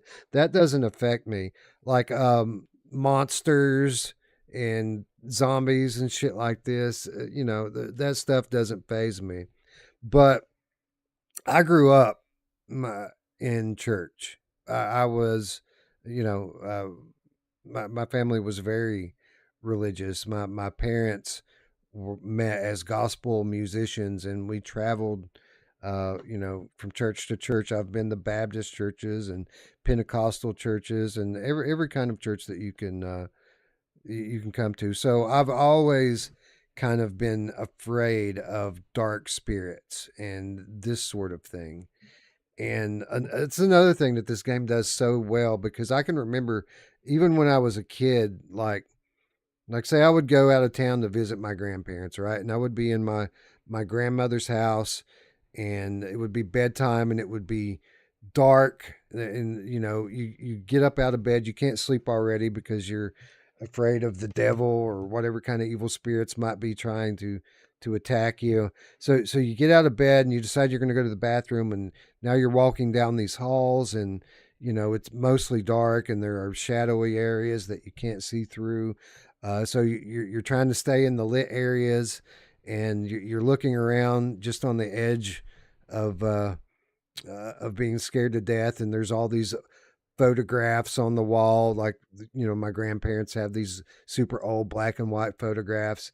So from the beginning, just the environment of this game kind of throws me back into that kind of primal fear that I'm feeling as a 4, 5, 6-year-old kid, right? And the fact that this kind of story matches up to the type of things that have scared me my whole life. It's just it's a recipe just right from the very get go.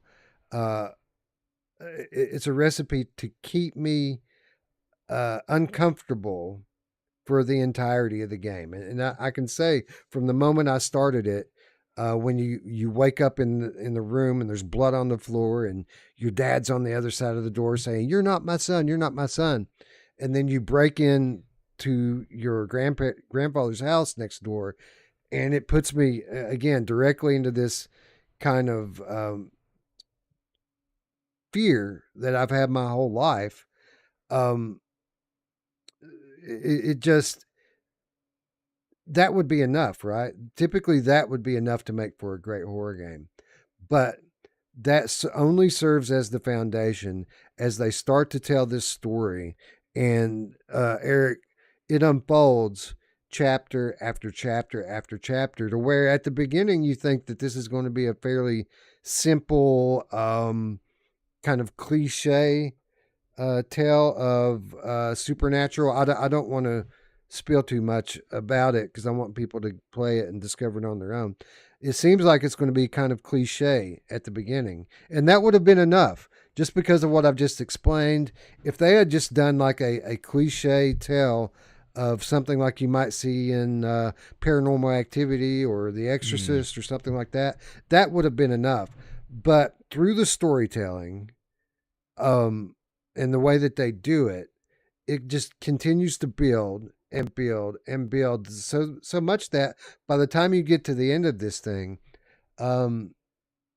it's gone way past anything that you would have ever even speculated that it would have done.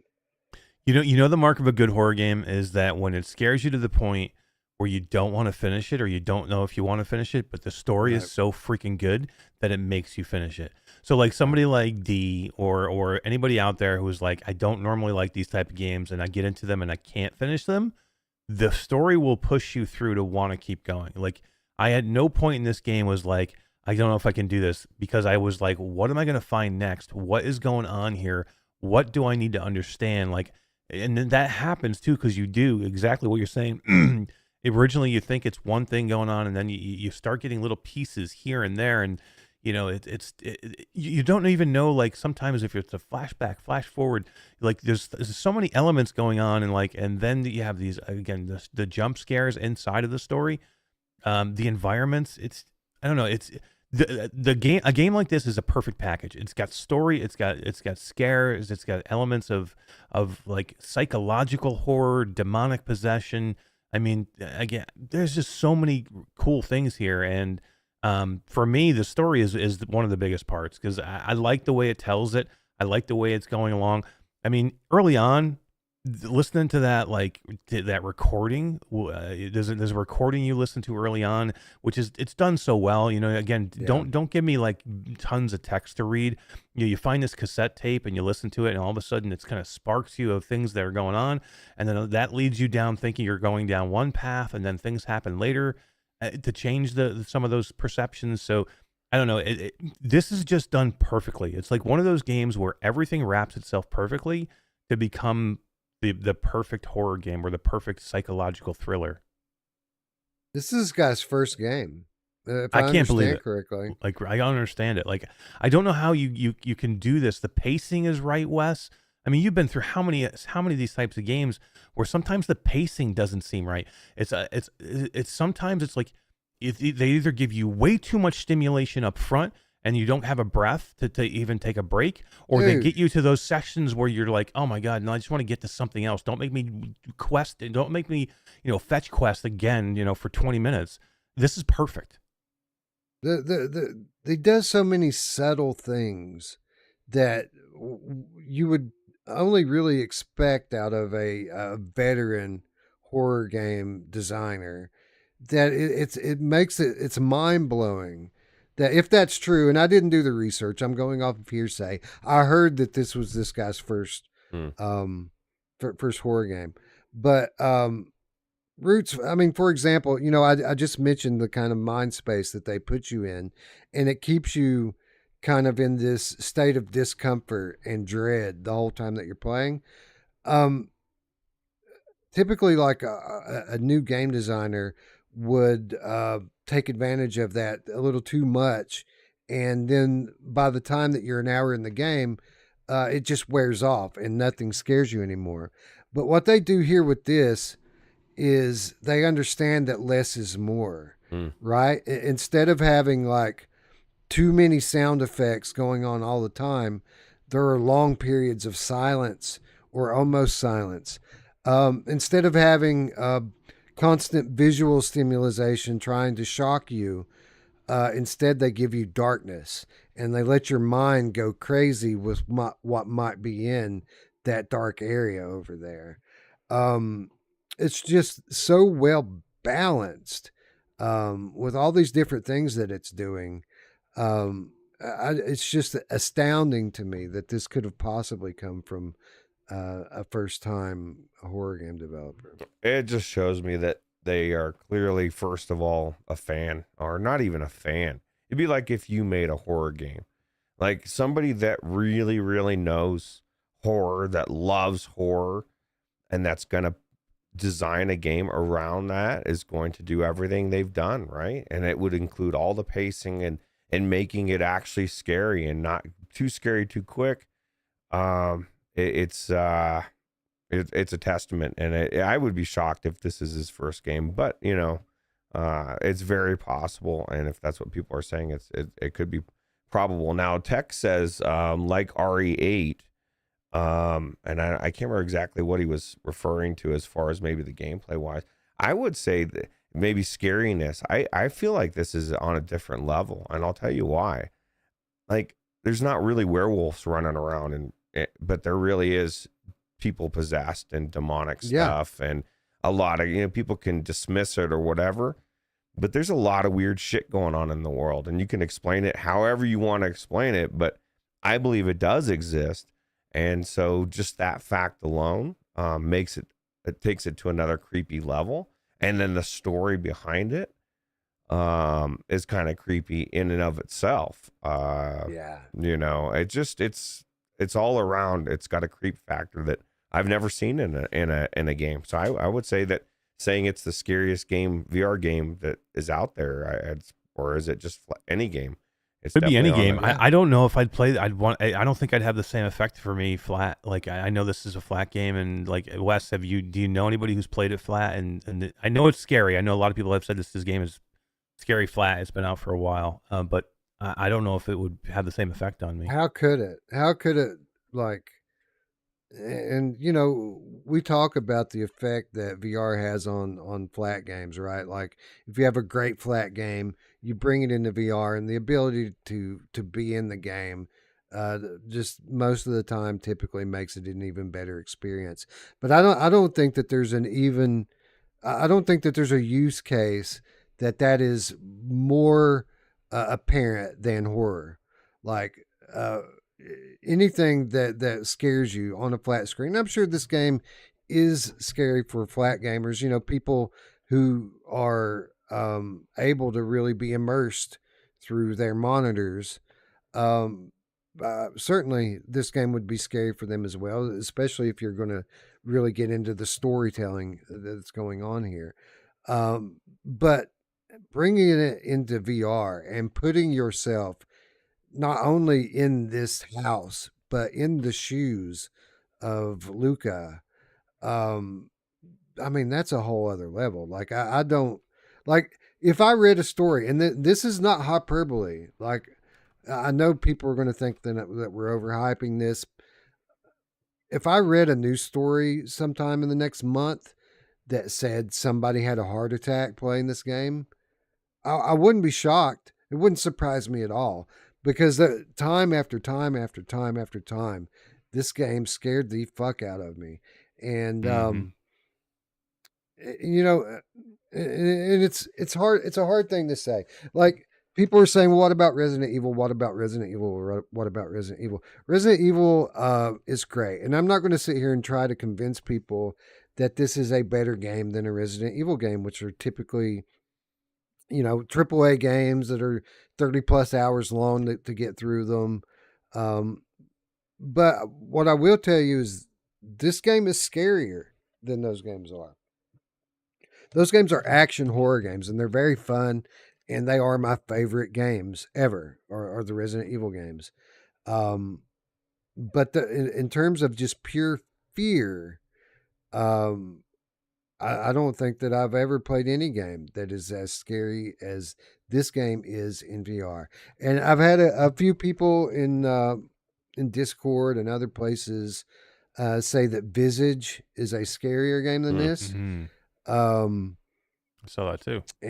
I haven't. I've only played just a few minutes of Visage when I tried to mod it a couple years ago, unsuccessfully.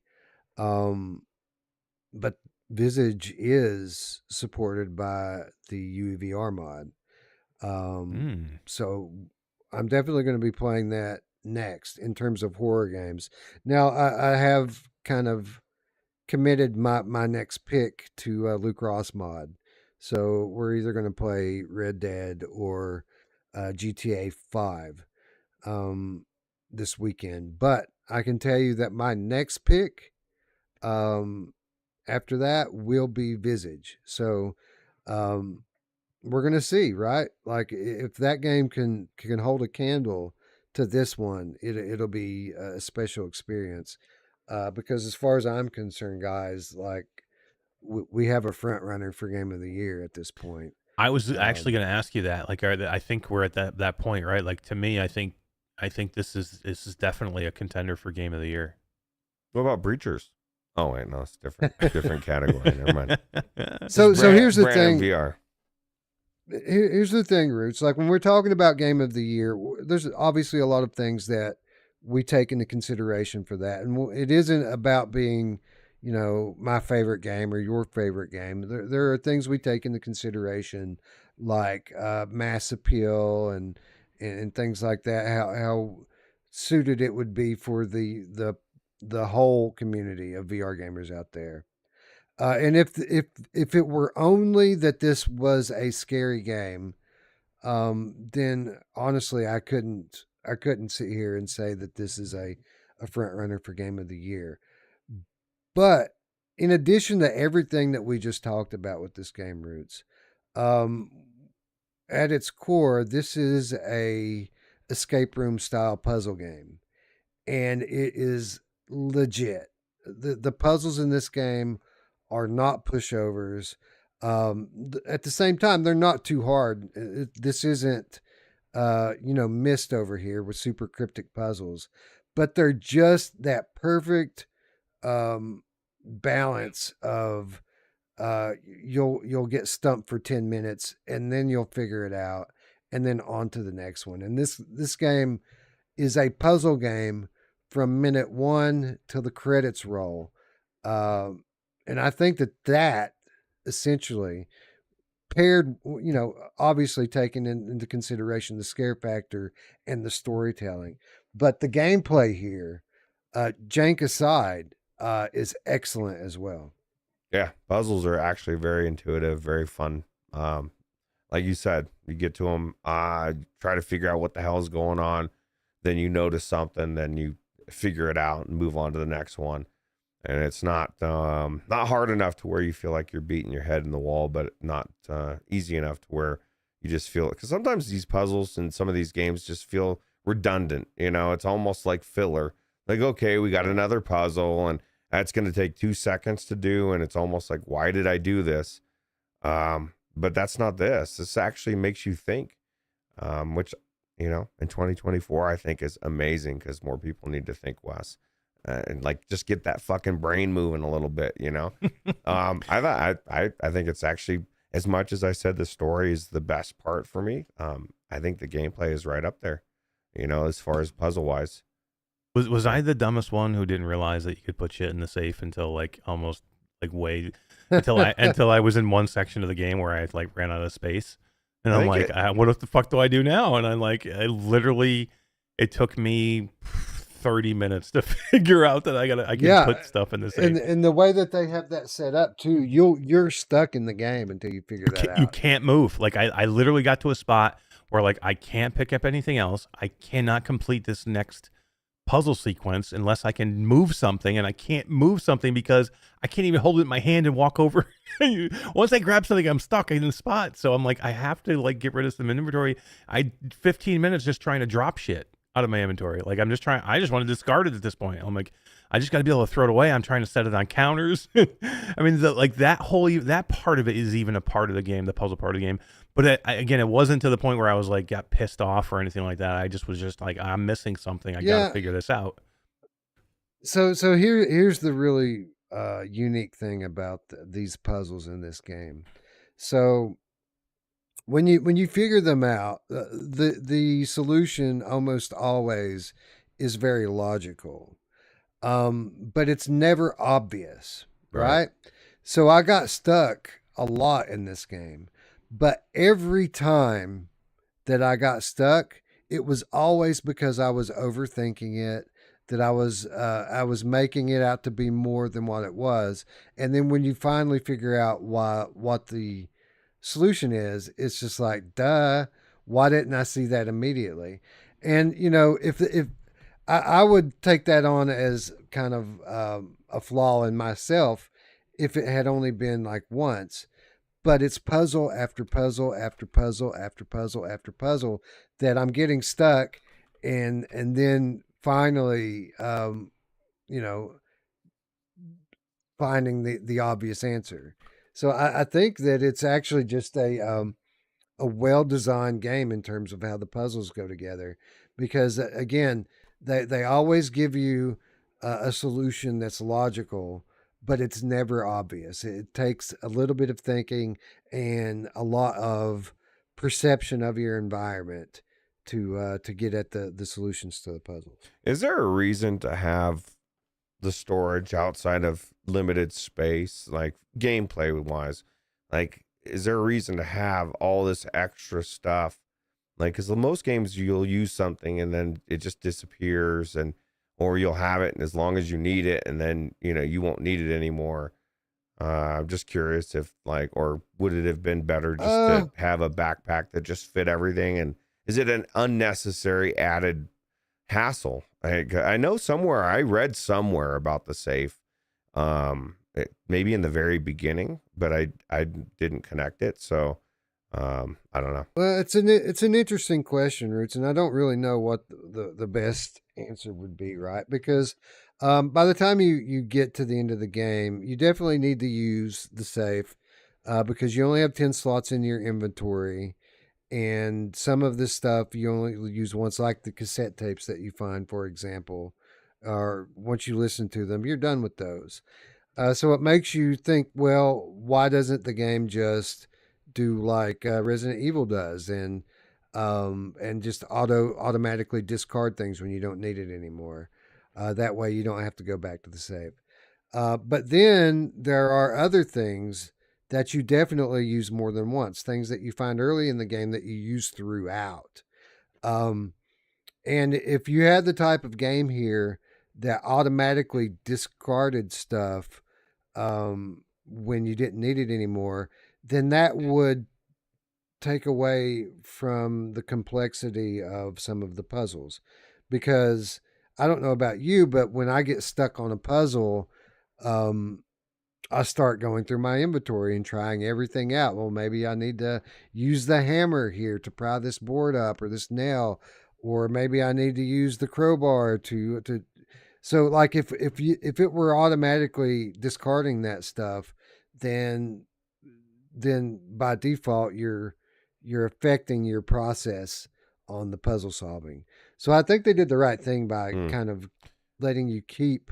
What if you just had a backpack that was big enough to hold all 20 items or whatever it is instead? I just feel like Yeah, making you go back to the safe, and especially with what Mash said, because I guarantee there's going to be other people that are going to get to that point and get stuck in place and be like, what the fuck is happening? Like, that's not a place you want people in VR to be stuck in, Yeah. and for 15 minutes, because that is enough time for someone to frustrate enough out and say, you know what, I don't know what's happening. And they'll probably go back in and play it again. But I just feel like it seems like an unnecessary mechanic that's really not adding anything to the game. You know, I think I think if they just labeled it differently, because I think it says like the safe end. I just didn't read it well enough. Like it's when you go to the safe, it says store or take, right. and it didn't connect with me that the store meant to put shit in it. You know what I mean? I thought I was just taking whatever was in it and then I leave, and then you can't open it up fully, so it doesn't feel like you can actually put anything in it till later, I guess, until you figure it out. But I think if they just maybe explained it better in that spot, maybe it wouldn't be as bad and it probably wouldn't be an issue. Yeah, I think you're right, Roots. That the ideal situation with the inventory would be to have it be unlimited. But kind of going back to what we said earlier, in order for them to do that, they would need to just overhaul how the inventory works. Right. Because the way it is right now, they have this kind of carousel of items that slowly spins around. And if you took that, like it takes forever to get to item number 10 already. If Item the number thing 30. that you needed, yeah, Right, can you exactly. That would be like uber frustrating, even more so than the 10 is. Yeah, I think So, Mash is right too. Just maybe labeling it different, or even if you were able to see that, like that thing opened up all the way, that would have made a difference too. Because I thought my first thought wasn't that I could store something in there, and it just depends on if you stop and take a look. Yeah, and see. and that kind of speaks to a larger flaw of the game, which is it's not always obvious that things are interactable. There was a couple times that I got stuck just because the way that you can tell if something is interactable in the game is by putting your hand over it and this tiny little icon floats over your thumb. And there were times that, I mean, that's not just to like grab and pick things up and interact with them, but literally there are like entrances to new areas that that in order to trigger your going into these, you have to put your hand in a certain spot and pull the trigger.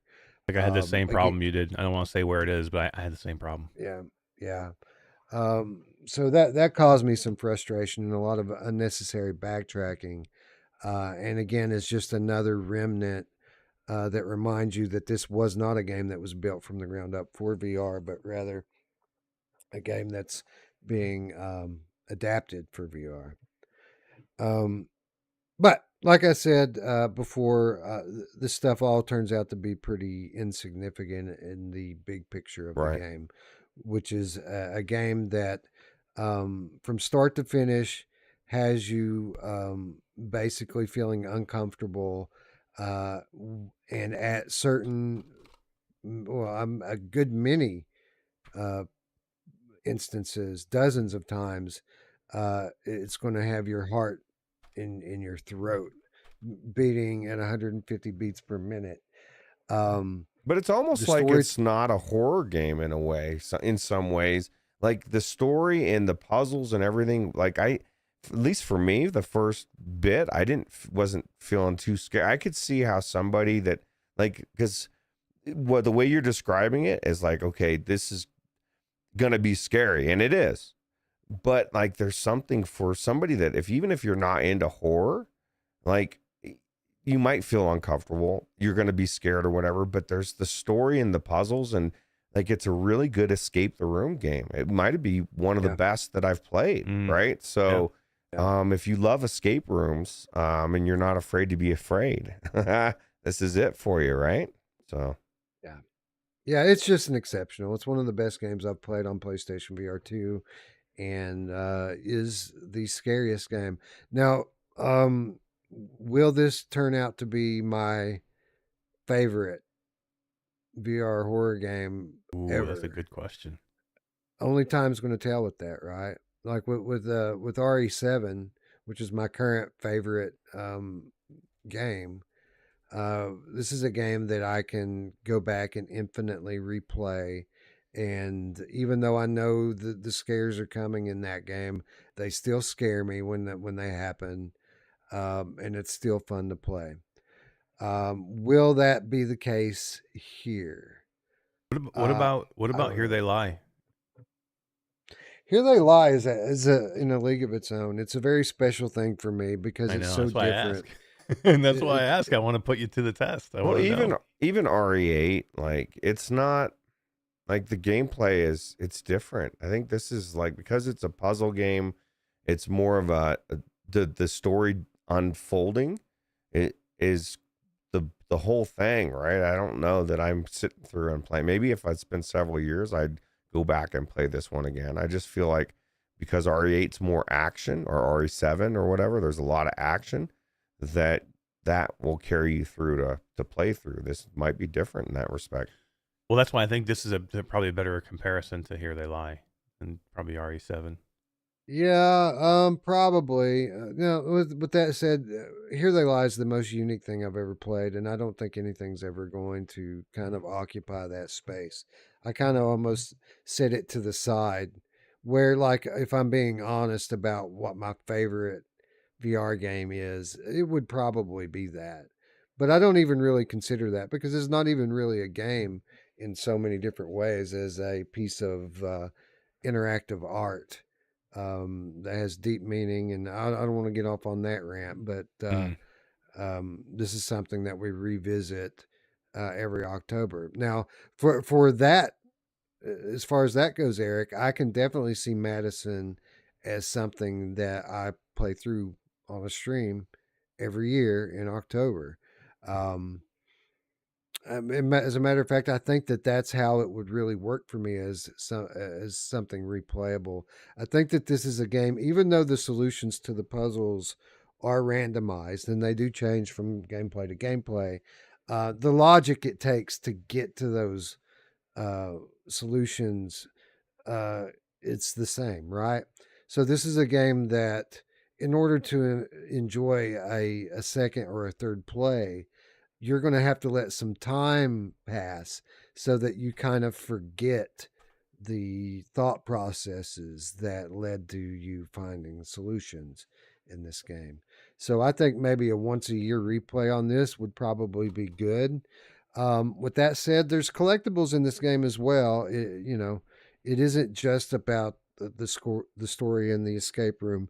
There's some exploration here as well, and it's particularly well suited for exploration, especially in the later stages of the game, because of the kind of surreal environment that you find yourself in. And the deeper you get into the game and the more your character begins to lose their mind, um, the more kind of adaptable the environments get. Again, I'm trying to tiptoe around it so as to not spoil the game. But the later stages of the game are very maze like, even though on a tangible level you're still kind of in the same space. Your character's perceiving it very differently by the time you get to the end of the game. How come nobody, or when do you think we'll ever get to a point in VR where devs get roaches correct? Or I guess these roaches look good, but like, where's the babies? Like, and I'm walking down the hallway, and I'm like looking up in the upper. Like, if you see roaches around here, going there, you're gonna see nesting up in the corners. You're gonna see, like little black specks. Like I've seen it too much. The adult roaches look real though, but I just feel like that's something I've never really seen a game where I'm like, okay, yeah, I'm at work, I want to grab my tank, and I'm like, oh fuck, I'm in VR, never mind.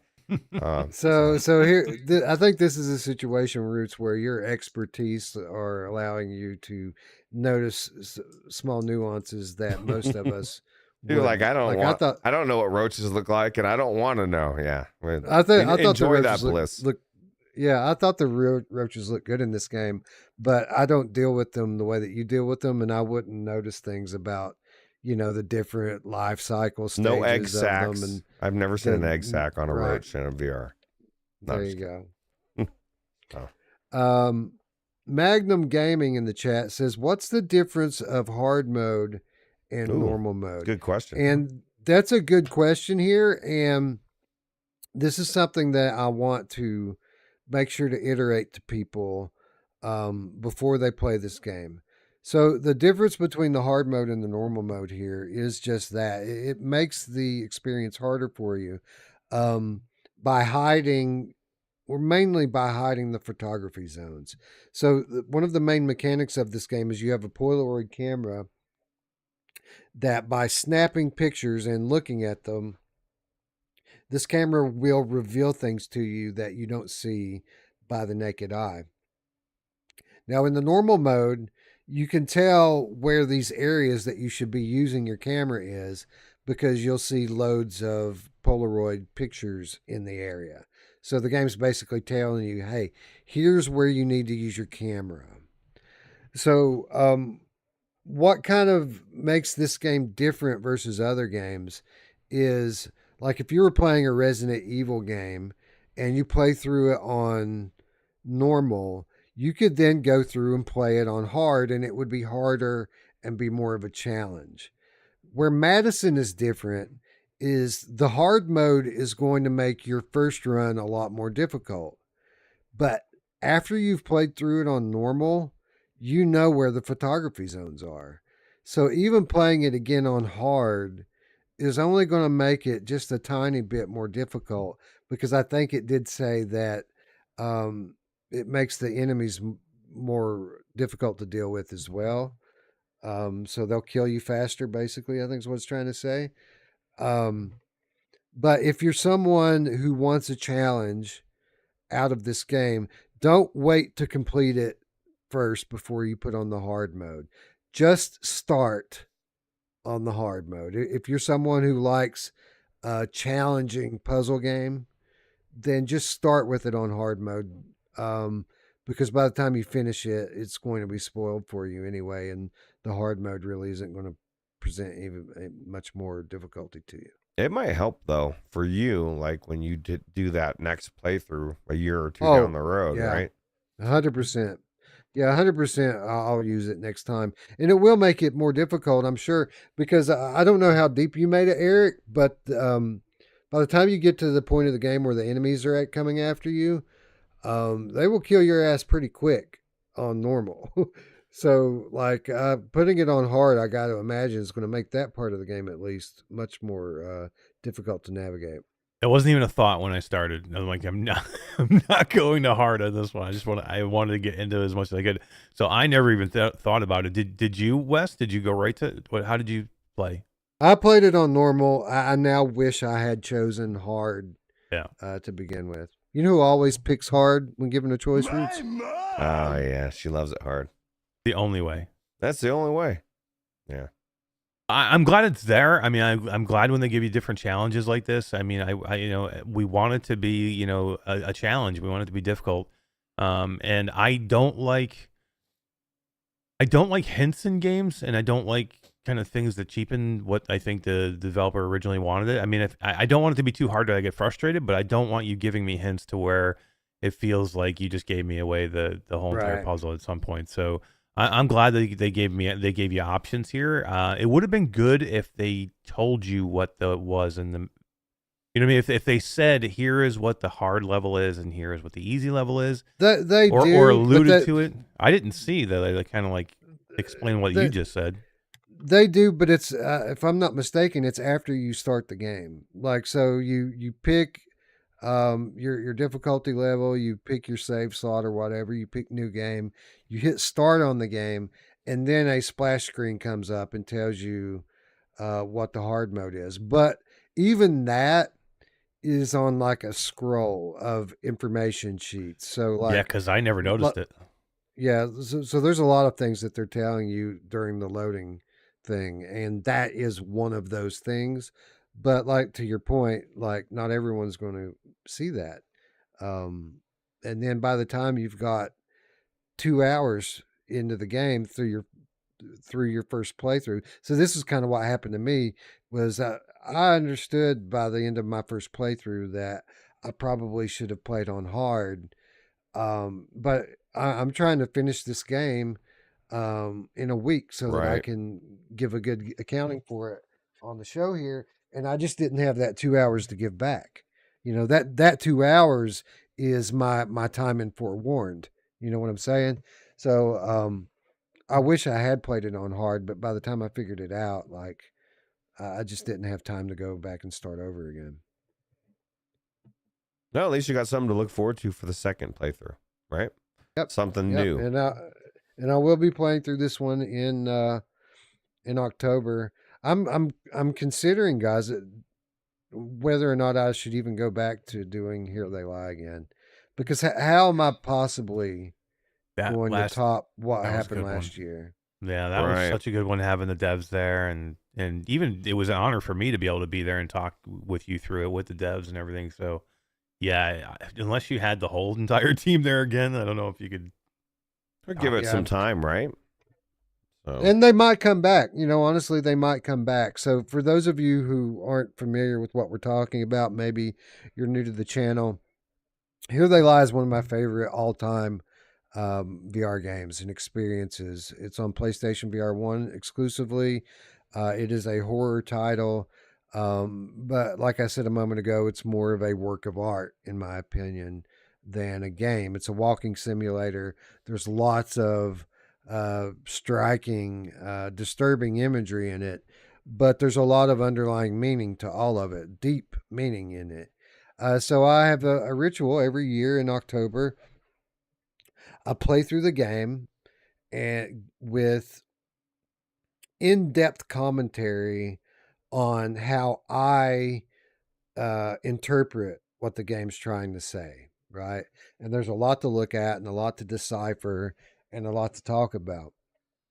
This past October, the most recent time, which I think was the fifth time that I've done it, fourth or fifth time, from the very top of the stream, as soon as we started, a good majority of the development team that made the game was in the chat, taking questions, commenting on what I was talking about, and giving us further insight into the game, into the development of the game, and kind of the meaning behind a lot of the things I was talking about.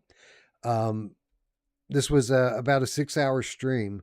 During the second half of the 6-hour stream, the game's creator, the lead designer, the lead behind the game, joined me, not in the chat, but on commentary. So he was, we were having a conversation as I played, talking about, again, the kind of ideas behind the game, the development of the game, and a lot of the deeper meaning that some of the images and scenes in the game have. It was amazing. It might be my favorite thing that I've ever done on YouTube. So when I'm thinking about this October and going back to just me playing the game and talking through it, I don't know if I want to do that. I want people, if they come to my channel for this, that last episode is what they should see. yeah, Right? That rebroadcast last it one then. with them. Yeah, maybe I'll do that. Yeah, we can just kind of yeah. Yeah, know, we could just keep do it like a alive. live premiere. I could re-upload it and just do a live premiere of it, and then chat with people as we all watch it together. That's That'd an be a good idea. Yeah. Xbox Game Pass only bitch and sometimes PS4 laugh out loud says that Here They Lie is lies beneath shits on it. And I said, hey, No, I I like think- Lies Beneath, but that's apples and oranges. Lies Beneath was cool for its time, and I've played through it and it was fun. I don't know that I would go back to it though, but that's just me. It's early VR. I still need to finish it. It's one of like many games since we started this channel that I really enjoyed. I played very deep into the game, but I never actually saw the credits roll on that one. So I wouldn't mind getting back into it, trying it It was again. cool. I did beat it. It was one of the few games I beat. It was cool. Give me just a minute here. Rad Boy's asking for the link to the Here They Lie episode that we were just talking about. I will say this while I'm looking this up. Subscribe, ladies and gentlemen. So Ruuts, our subscriptions pretty much flatlined when we took our big long break over the holidays, and then it turned out to be an extended break because of all the personal things that we had going on. Only this last week or maybe this last month have our subscriptions started to pick back up again. And I don't mean to the level that they were. They're still nowhere near the level that they were when we went on our break last year. But we had gotten back to the point now where we're getting a new subscriber every day. And this week we hit 4,100 finally. We did it. And then it went to 101, and then back to 4,100, and then 01, and then 100, and then 01, and then 100. And now I'm looking at it while I'm getting here to get this link, and it's back to 4,099. That's So- YouTube. Yeah, How dare you? we're being held down by YouTube. So if you're watching this right now and you haven't subscribed yet, I want to smash 5K this year. That'd be nice. So if you haven't subscribed yet, please do, and then share with a friend if you have a friend that's into the VR gaming. Share our channel. I will promise you this: we are back. We're now on a consistent schedule, and the content we do is unlike any other on YouTube, and that's one thing we pride ourselves in, is that we're not doing what everyone else is doing. So Opposite. subscribe if you haven't done It's it. opposite day every day here. That's right. Yeah. But yeah, no, I guess we kind of, it's partially our fault. We never say at the beginning to like or subscribe, and they should like too, because I noticed like when we were getting ready to start the show, there was like 2 likes, and I was one of them. And now, of course, I think that resets when people do it. And this isn't even about that. It's just like in a live stream, a lot of people don't know how this works, but if you get the likes up front, it tells the YouTube algorithm, hey, this is worth telling other people while we're still live. Come check it out. So it does help for sure. Yeah, that's again. I think it's the strength of our channel that we do things our own way. But in terms of like growing our channel and growing our numbers, it's a detriment, right? Because we don't play the algorithm game or do any of these things that the formula tells us to do. You need open mouth. You need open mouth thumbnails. I was just thinking maybe if I like, it'd be like, oh my God, Ruuts is like shocked by something. I have to watch this. We could just get pictures of my mom with open mouth on the front. She does love. I don't even need to hit the button. She does love to open her mouth. So, Eric, you've been having a lot of channel success with Q2C streaming into Twitter, and this is something that I've been considering doing Huge, Wes. myself. You Do I have to use Restream to do that? Yeah, Because I really don't want to do Restream. Well, I mean, there are other streaming services like Restream, but you have to use a product like Restream. But you can use OBS through Restream, so it still will look like this. It won't look like Restream. The only reason that our show looks like Restream is Todd's computer got a little wonky, I think, when he went to 11, and we were having issues where if he went down when he was using OBS, it would cut the whole show.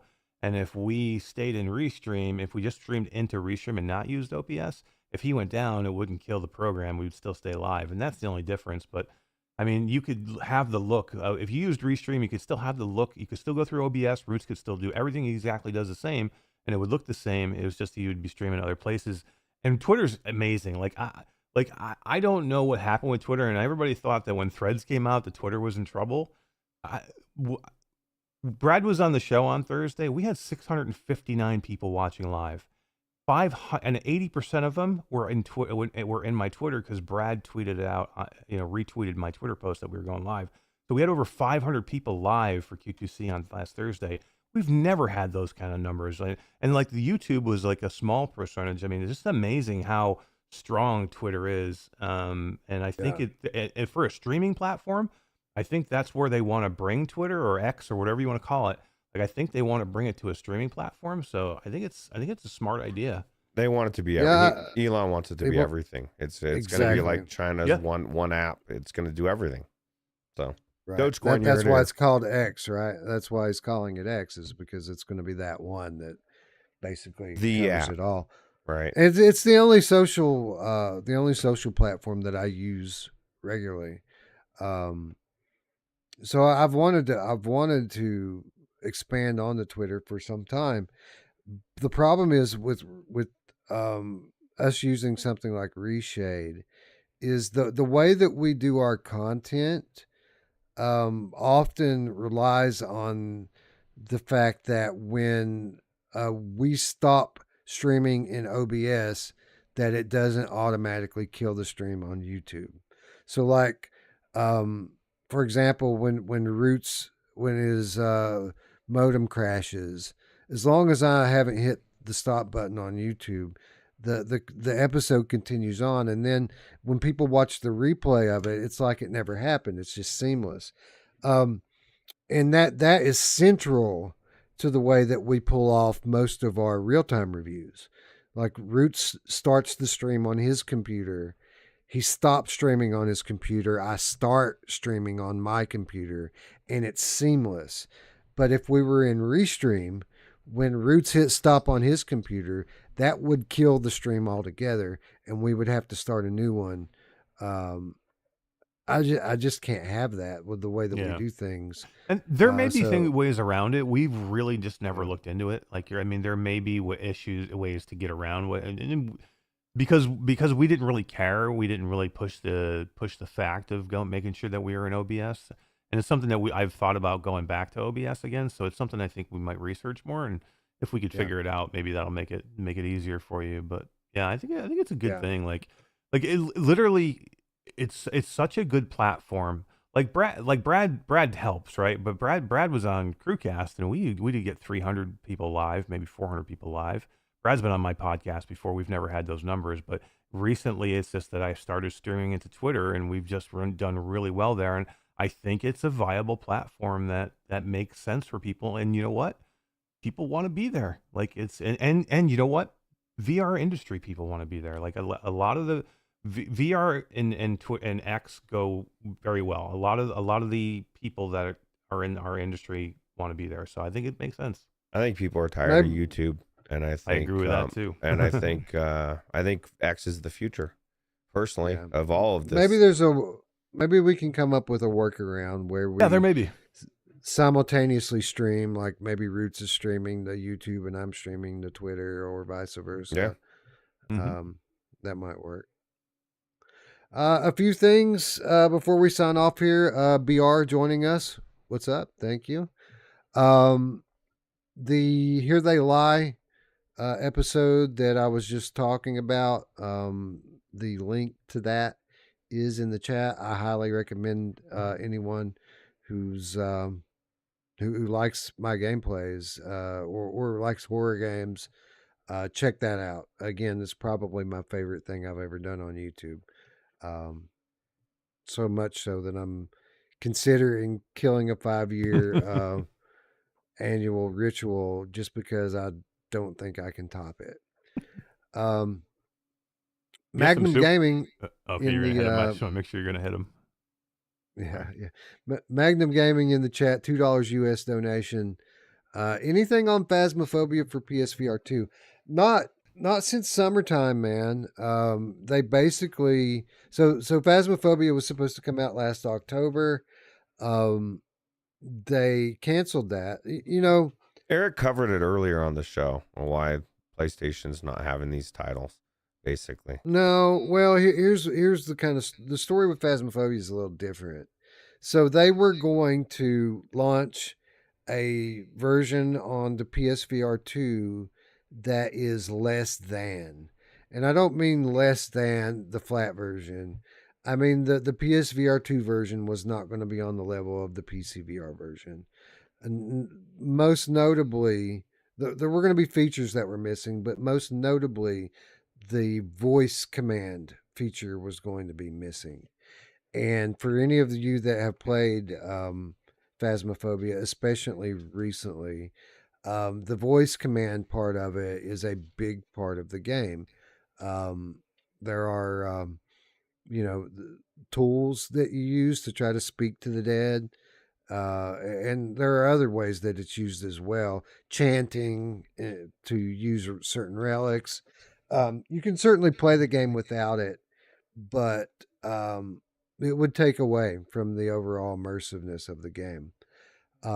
They got some pushback on that, and shortly thereafter, after about a month of people really giving them shit for not bringing the full version over, they released a statement, and it didn't say that that's what they were postponing for, but they said that the the title isn't ready, that they're postponing it indefinitely, and that as a result of them postponing it, when it finally does make it to PlayStation, that it's going to be the best version of the game. Like that, there would be additional content, that it would be a full set of features, and that basically that they're going to make it worth the wait.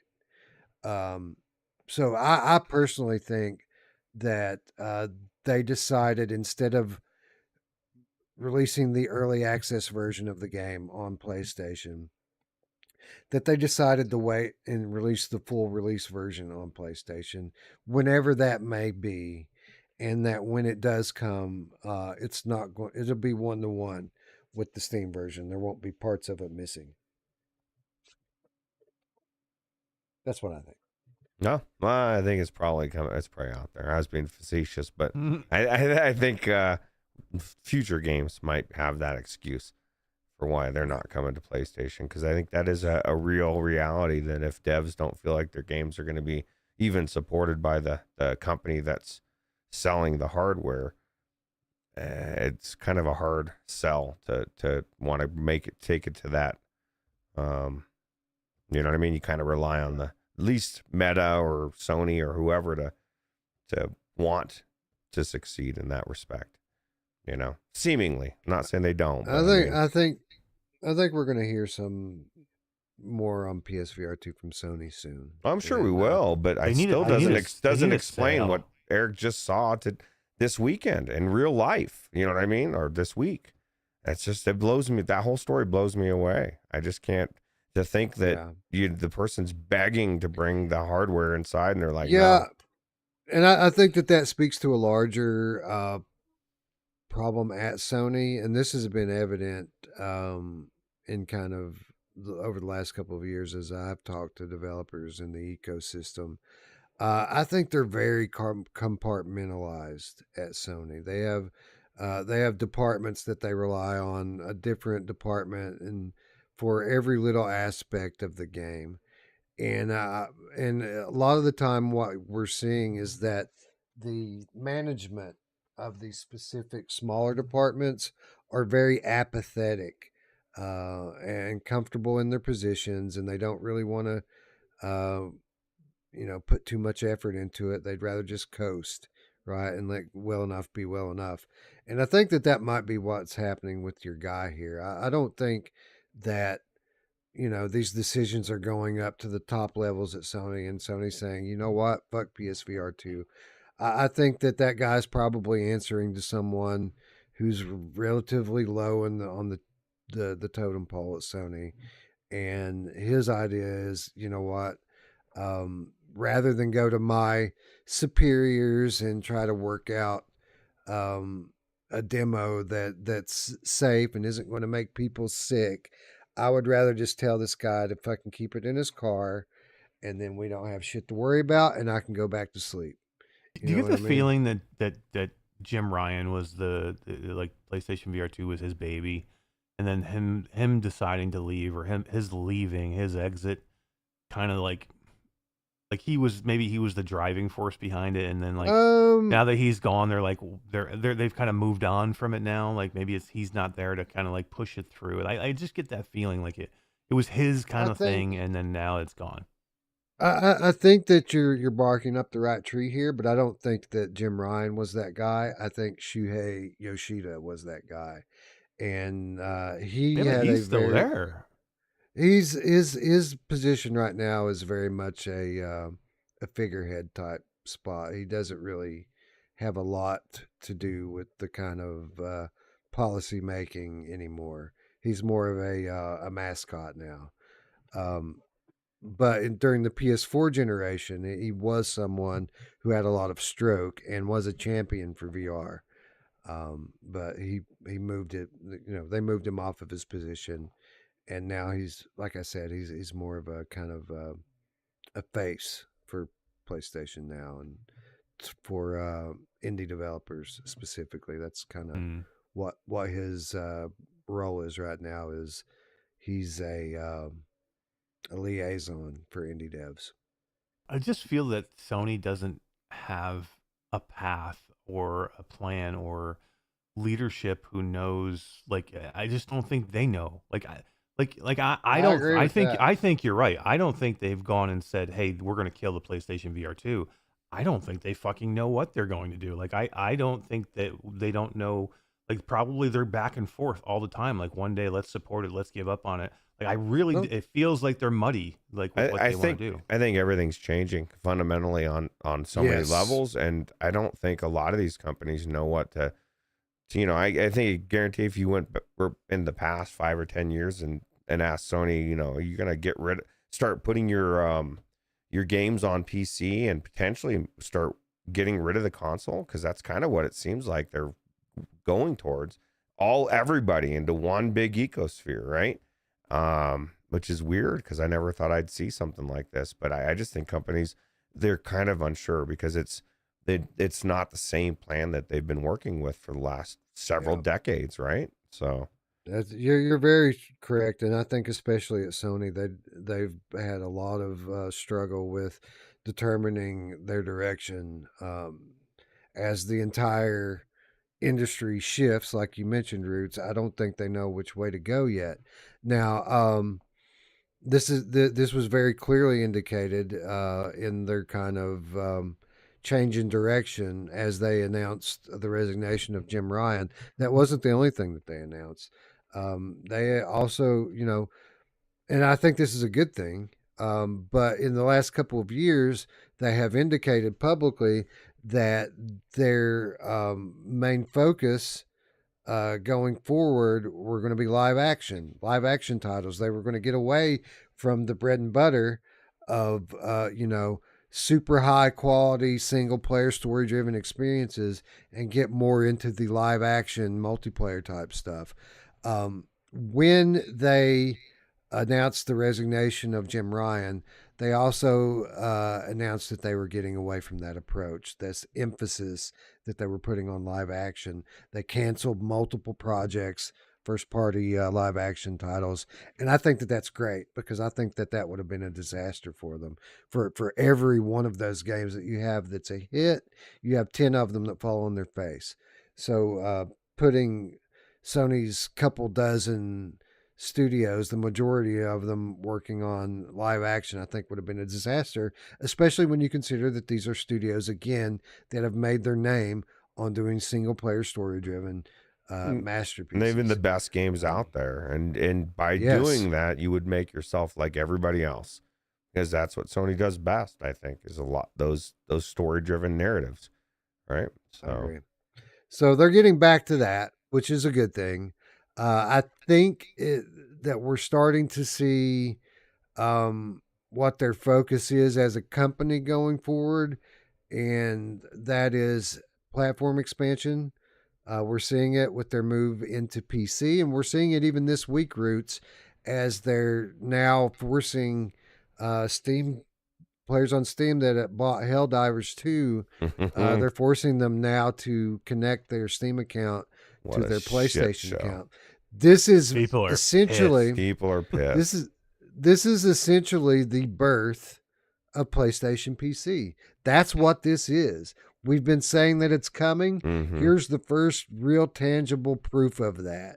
True. And people are mad because it's a retroactive move. But from what I understand, they pretty much told people from the start that they were going to have to do this, and that it was only a technical reason on Steam's end that they couldn't do it from the get-go. The biggest problem that most people, or at least a good portion of people have, is there's people that have bought it, been playing it, that can't get a PlayStation account in their country. And so, like, they're fucked. What country is that? I don't know. That's basically what I was reading, or somebody was saying in my Discord. But it's I don't believe that. You guys know how the Steam player base is. If you make them do anything, they're going to fucking review bomb and kick and scream. They do it for everything. right. But I mean, if you want to play a Rockstar game, you have to have a Rockstar account. If you want to play a Ubisoft game, you have to have an Ubisoft account. Same thing with Sony, except for this game. You know, and that was part of what I also was reading. Was part of the problem was that they weren't as clear about it. Now, whether that's true or not, I don't think it's a big deal. Like, you know what I mean? Like, just make the account if you're able to. Just do it and continue playing an awesome game. It must be a big enough deal that Steam is allowing people to give full refunds after the 2 week and after the 2 hour.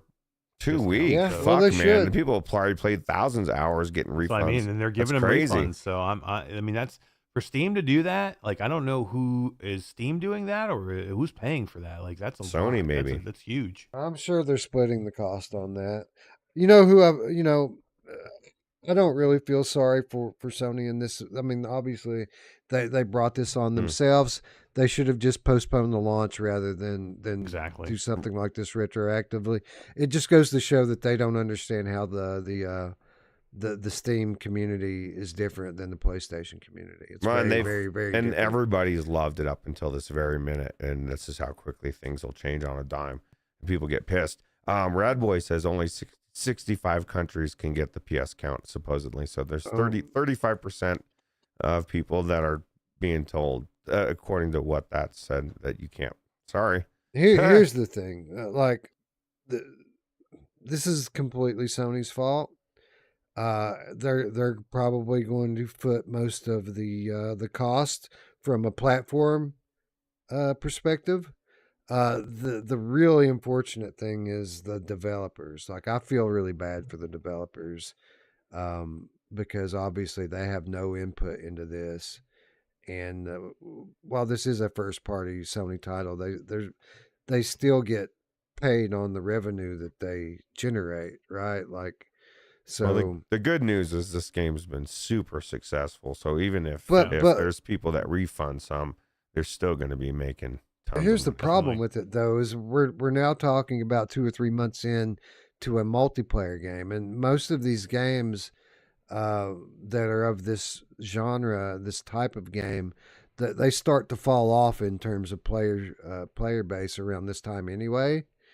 And now you're going to compound that with telling people, that they can get a refund now, even if they're not pissed off about this. People are going to take advantage of that. That they've played it for months now, and now they're going to get their money back. It's true. It's such a dumb move. Like, and like when gaming in general needs a win, and they have a win and they fuck it up, that just makes it even worse. Yeah. Like, the whole gaming, economy is terrible right now. It's been that way since 2023. And like, we have a win, we have a game that everybody loves, that everybody wants to play.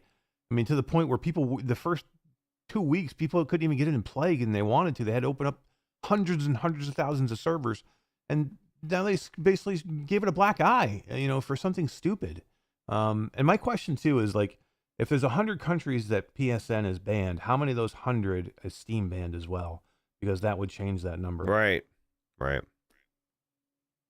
I don't know. I don't know. Because if you can't get it on Steam, it doesn't matter. If you can't get it, you didn't have the game anyway. Either way, listen, man. it's legitimate gripe people have, and that's why they're upset. If it's not America, it doesn't matter. True. Okay? America Or China. China number one. Oh yeah, sorry, not America anymore. Used to be. Anyway, guys, I think that's it for our episode. I want to thank everyone for staying up late and hanging out with us again. How are you guys liking Saturday? I know it might not be everyone's cup of tea, but I think we can all agree that having us be consistent is a good thing, right? Like we weren't even a minute late today, guys. We were right on time. I like it. Really? I didn't notice. I always feel more late. I like it because my days on Saturday are normally lighter. Then I can get off work. I've got plenty of time to play and then set up. And then tomorrow, instead of now, I've got to do the show, and pretty much my Sunday's good portion of it's taken. I actually have the day to myself, which I haven't had forever. So it's good. Which this week is going to be a little bit different for us in terms of Sunday, because Monday is soon coming up. And instead of doing a regular news focused episode this week, we are doing Game of the Month on Monday. So we're going to have a little bit of gameplay tomorrow, but at least we have time to do that now, right? Right. Like we're going to have time to get in. Most of the games we've played, there are a few that I'm planning on getting in and checking out for myself. The Last Safe Place, for example, I'm going to get in and check out tomorrow. I have been playing Soul Calibur. I don't know if you guys have or not, but after you get a certain amount of gameplay in that game, it supports co-op. So if you guys want to get together and do some co-op Soul Calibur tomorrow, let me know. How much gameplay? Soul Covenant? Why? Covenant. Yeah, Soul Covenant. My bad. Okay. Why do games like Soul Calibur? Why do games do that? Like make you play through X amount of time before you can play with your friends. I don't know with this game specifically. So first of all, you all will be happy to hear that this game is off the charts in terms of production value, right? So this is a game that is very beautiful. It has great sound, and it's heavily story driven. It's a $50 game. It literally costs $50.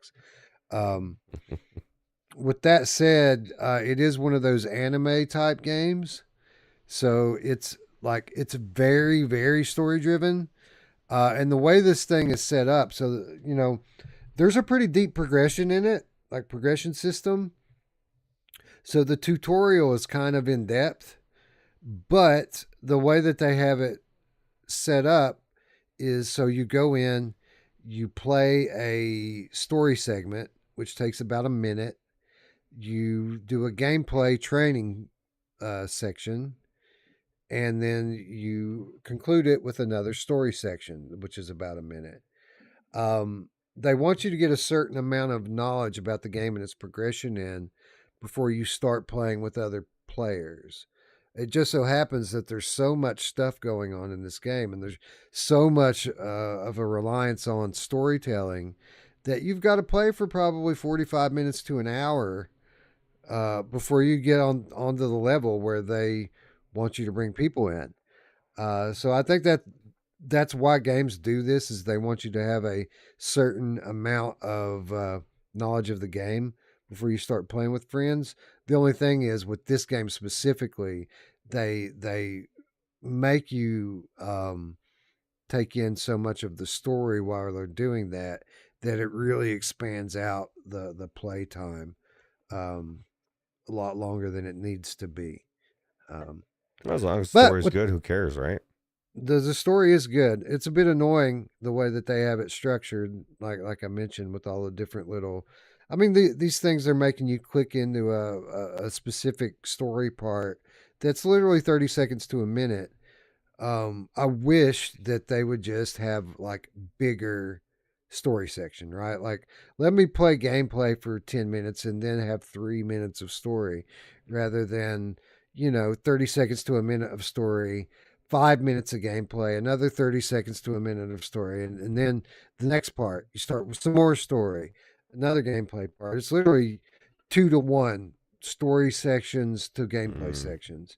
And the story sections are all pretty short. So there's a lot of stop and go here that is unnecessary. But the story is good. The production values are great. And it supports co-op. So if you guys want to get in Win-win and play, sideways. tag me up. Yeah, that sounds good. It kind of makes me appreciate what we said about MADiSON earlier, about its pacing being so perfect. It's not easy to do for games to do. So when they nail it, I think people should be raving about it like we were. So But yeah, so that's Monday. Eric, you think you're going to be able to attend, do Game of the Month on Monday? I plan 100% to be here. I don't who knows? Whether you that know how happens. Mondays.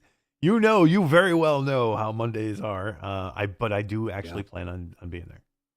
Okay. Well, if you don't make it, at the very least, vote. Just Yes, no, 100%. But I would fully expect that I'll be here. I will do everything I can to make sure that I'm there. for that. just pretend it's Awesome. CruCast.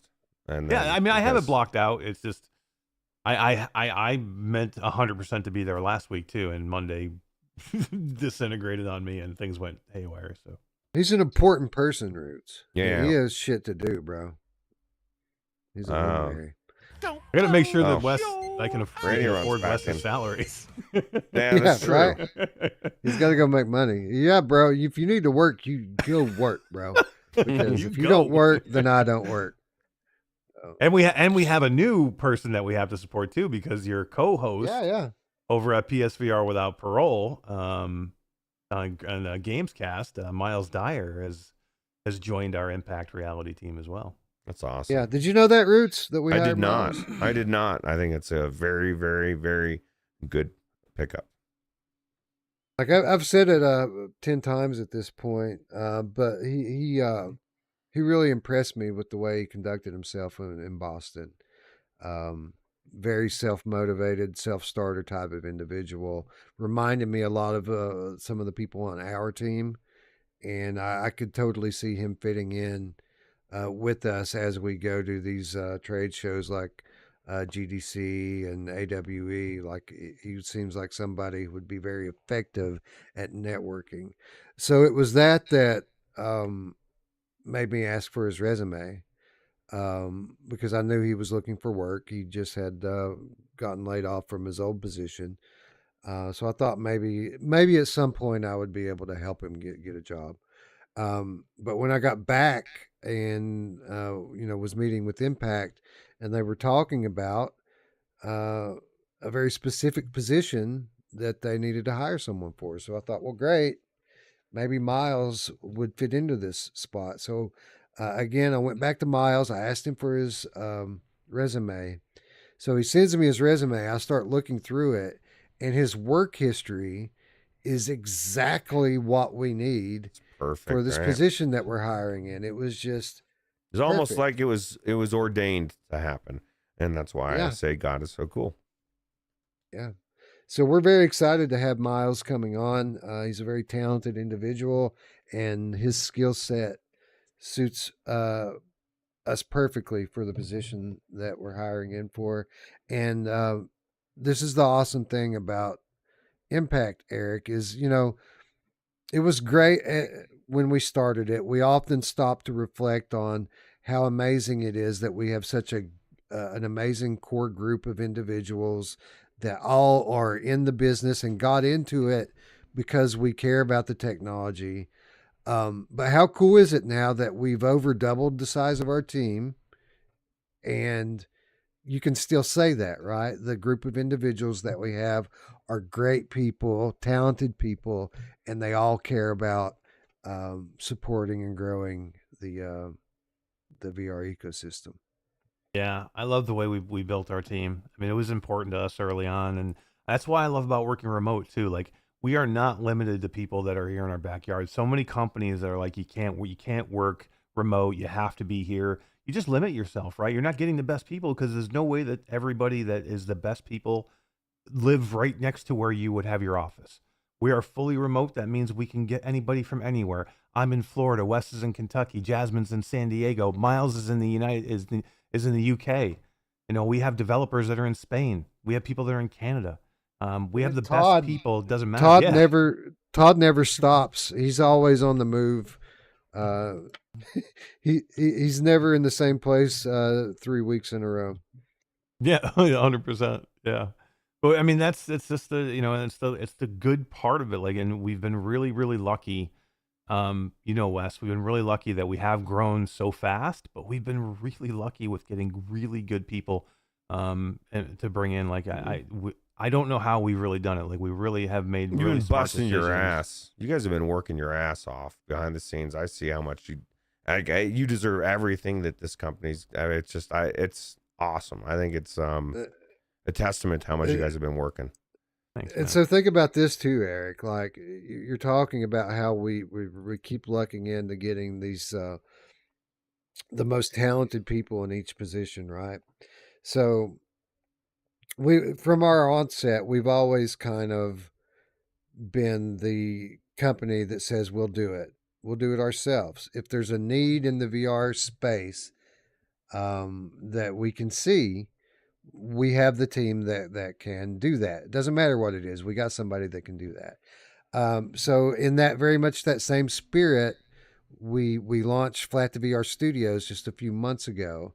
And, you know, we started that by bringing in a couple of very notable, very talented, the best from the VR modding scene, right? But then we expand that beyond the single title that we built, you know, launched the studio on. Now we're looking at bringing other titles in. We bring in friggin' Team Beef, which, you know, I know we talk about keeping, you know, it's obviously MADiSON VR is a Perp Games title, but I rolled credits on that thing this morning, Eric. And do you know what's stated very plainly in the credits when you look at who's responsible for the VR adaptation of MADiSON VR? Do you know what it says there? I do, and I've wanted to shout it to the rooftops for a long time, and you know, and they have even said themselves, you know, it's okay. You know, we're okay with not saying it, but they're one of the most talented teams in the world, and we do have them working with us at Flat to VR, and that is Team Beef. Yeah. Team Beef Beef. made MADiSON VR.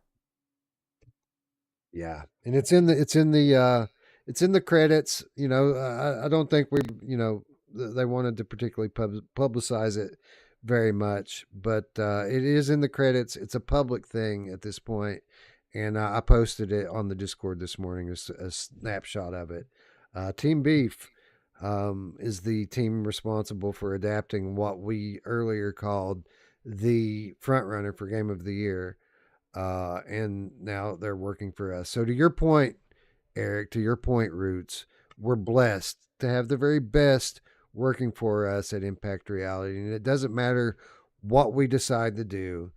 It seems that whatever it may be, as soon as we decide to do it, we're blessed with the absolutely best people that could possibly come in to help us get it done.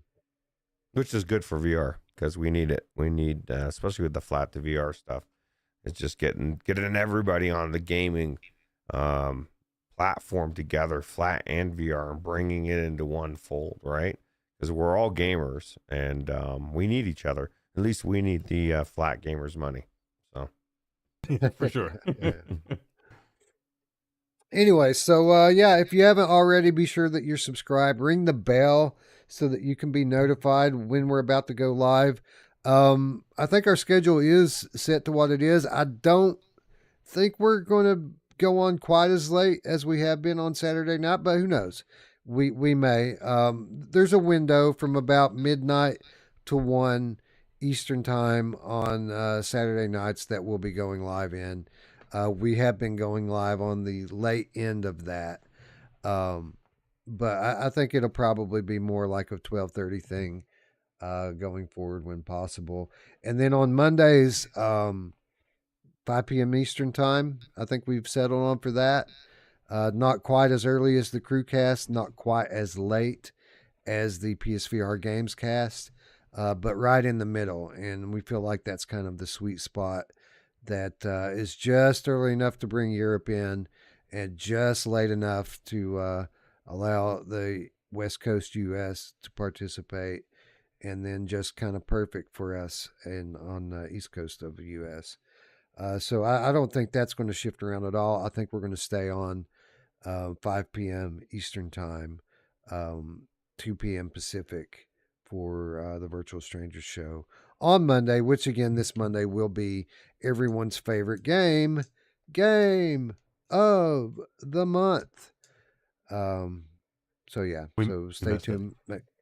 What's that? I missed it. I was supposed to say it with you, and I missed it. Yeah, no one ever. Say it. No one ever. Wait. No, let's try it. Let's try it one more time. We'll get it. We got it. We got it. This Monday, we're playing everybody's favorite game of the month. Okay. That was so much better. That was better. If you're subscribed, of course, if you want to do something extra, you can support us on Patreon. By the way, shout out to our newest patron, Brandon VR. Sorry, Brandon, I just saw that you have joined the Patreon.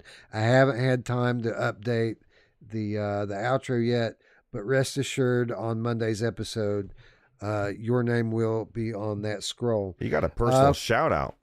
It's even better. That's Yeah. right. Yeah, right. I try to remember to shout these people out when they join. It's the least I can do. But anyway, $3 per month. That's all we ask. Less than $1 per week. And for that, you get our weekly show notes. On the weeks that we do news-focused episodes, you'll get our show notes from those. You get insider updates. You get exclusive content. And you get your name in the on the outro ticker. Sorry, I'm having some heartburn or something here. It's causing me a little bit of issue. But yeah, and you get our eternal gratitude, and you get the peace of mind knowing that you did your part to help grow us, our channel, our community, and allow us to do things that we typically wouldn't otherwise be able to do. So thank you to everyone out there who donates on YouTube, who donates on Patreon. We very much appreciate you. With that said, we get it. It's hard times. Not everyone has money to donate. That is why the Virtual Strangers Discord is 100% free. If you scroll down, you will see an invitation link in the description below. All you have to do is click that link and you will be whisked away to a magical land full of middle-aged men talking about mostly things that are not VR related. But there's some VR stuff in there too. The idea is that we're all just basically hanging out in there and enjoying one another's company every day, 24/7, 365. It's a community in the very most basic definition of the word, and we invite you to be part of the family. Come all you home. do is click the thing. Come on home. That's Yeah. right. With that said, friends, I'd like to thank you all once again for watching. For Ruuts and Eric, I'm Wes. We'll see you Monday. Have a good night, everyone. Easy. See you later.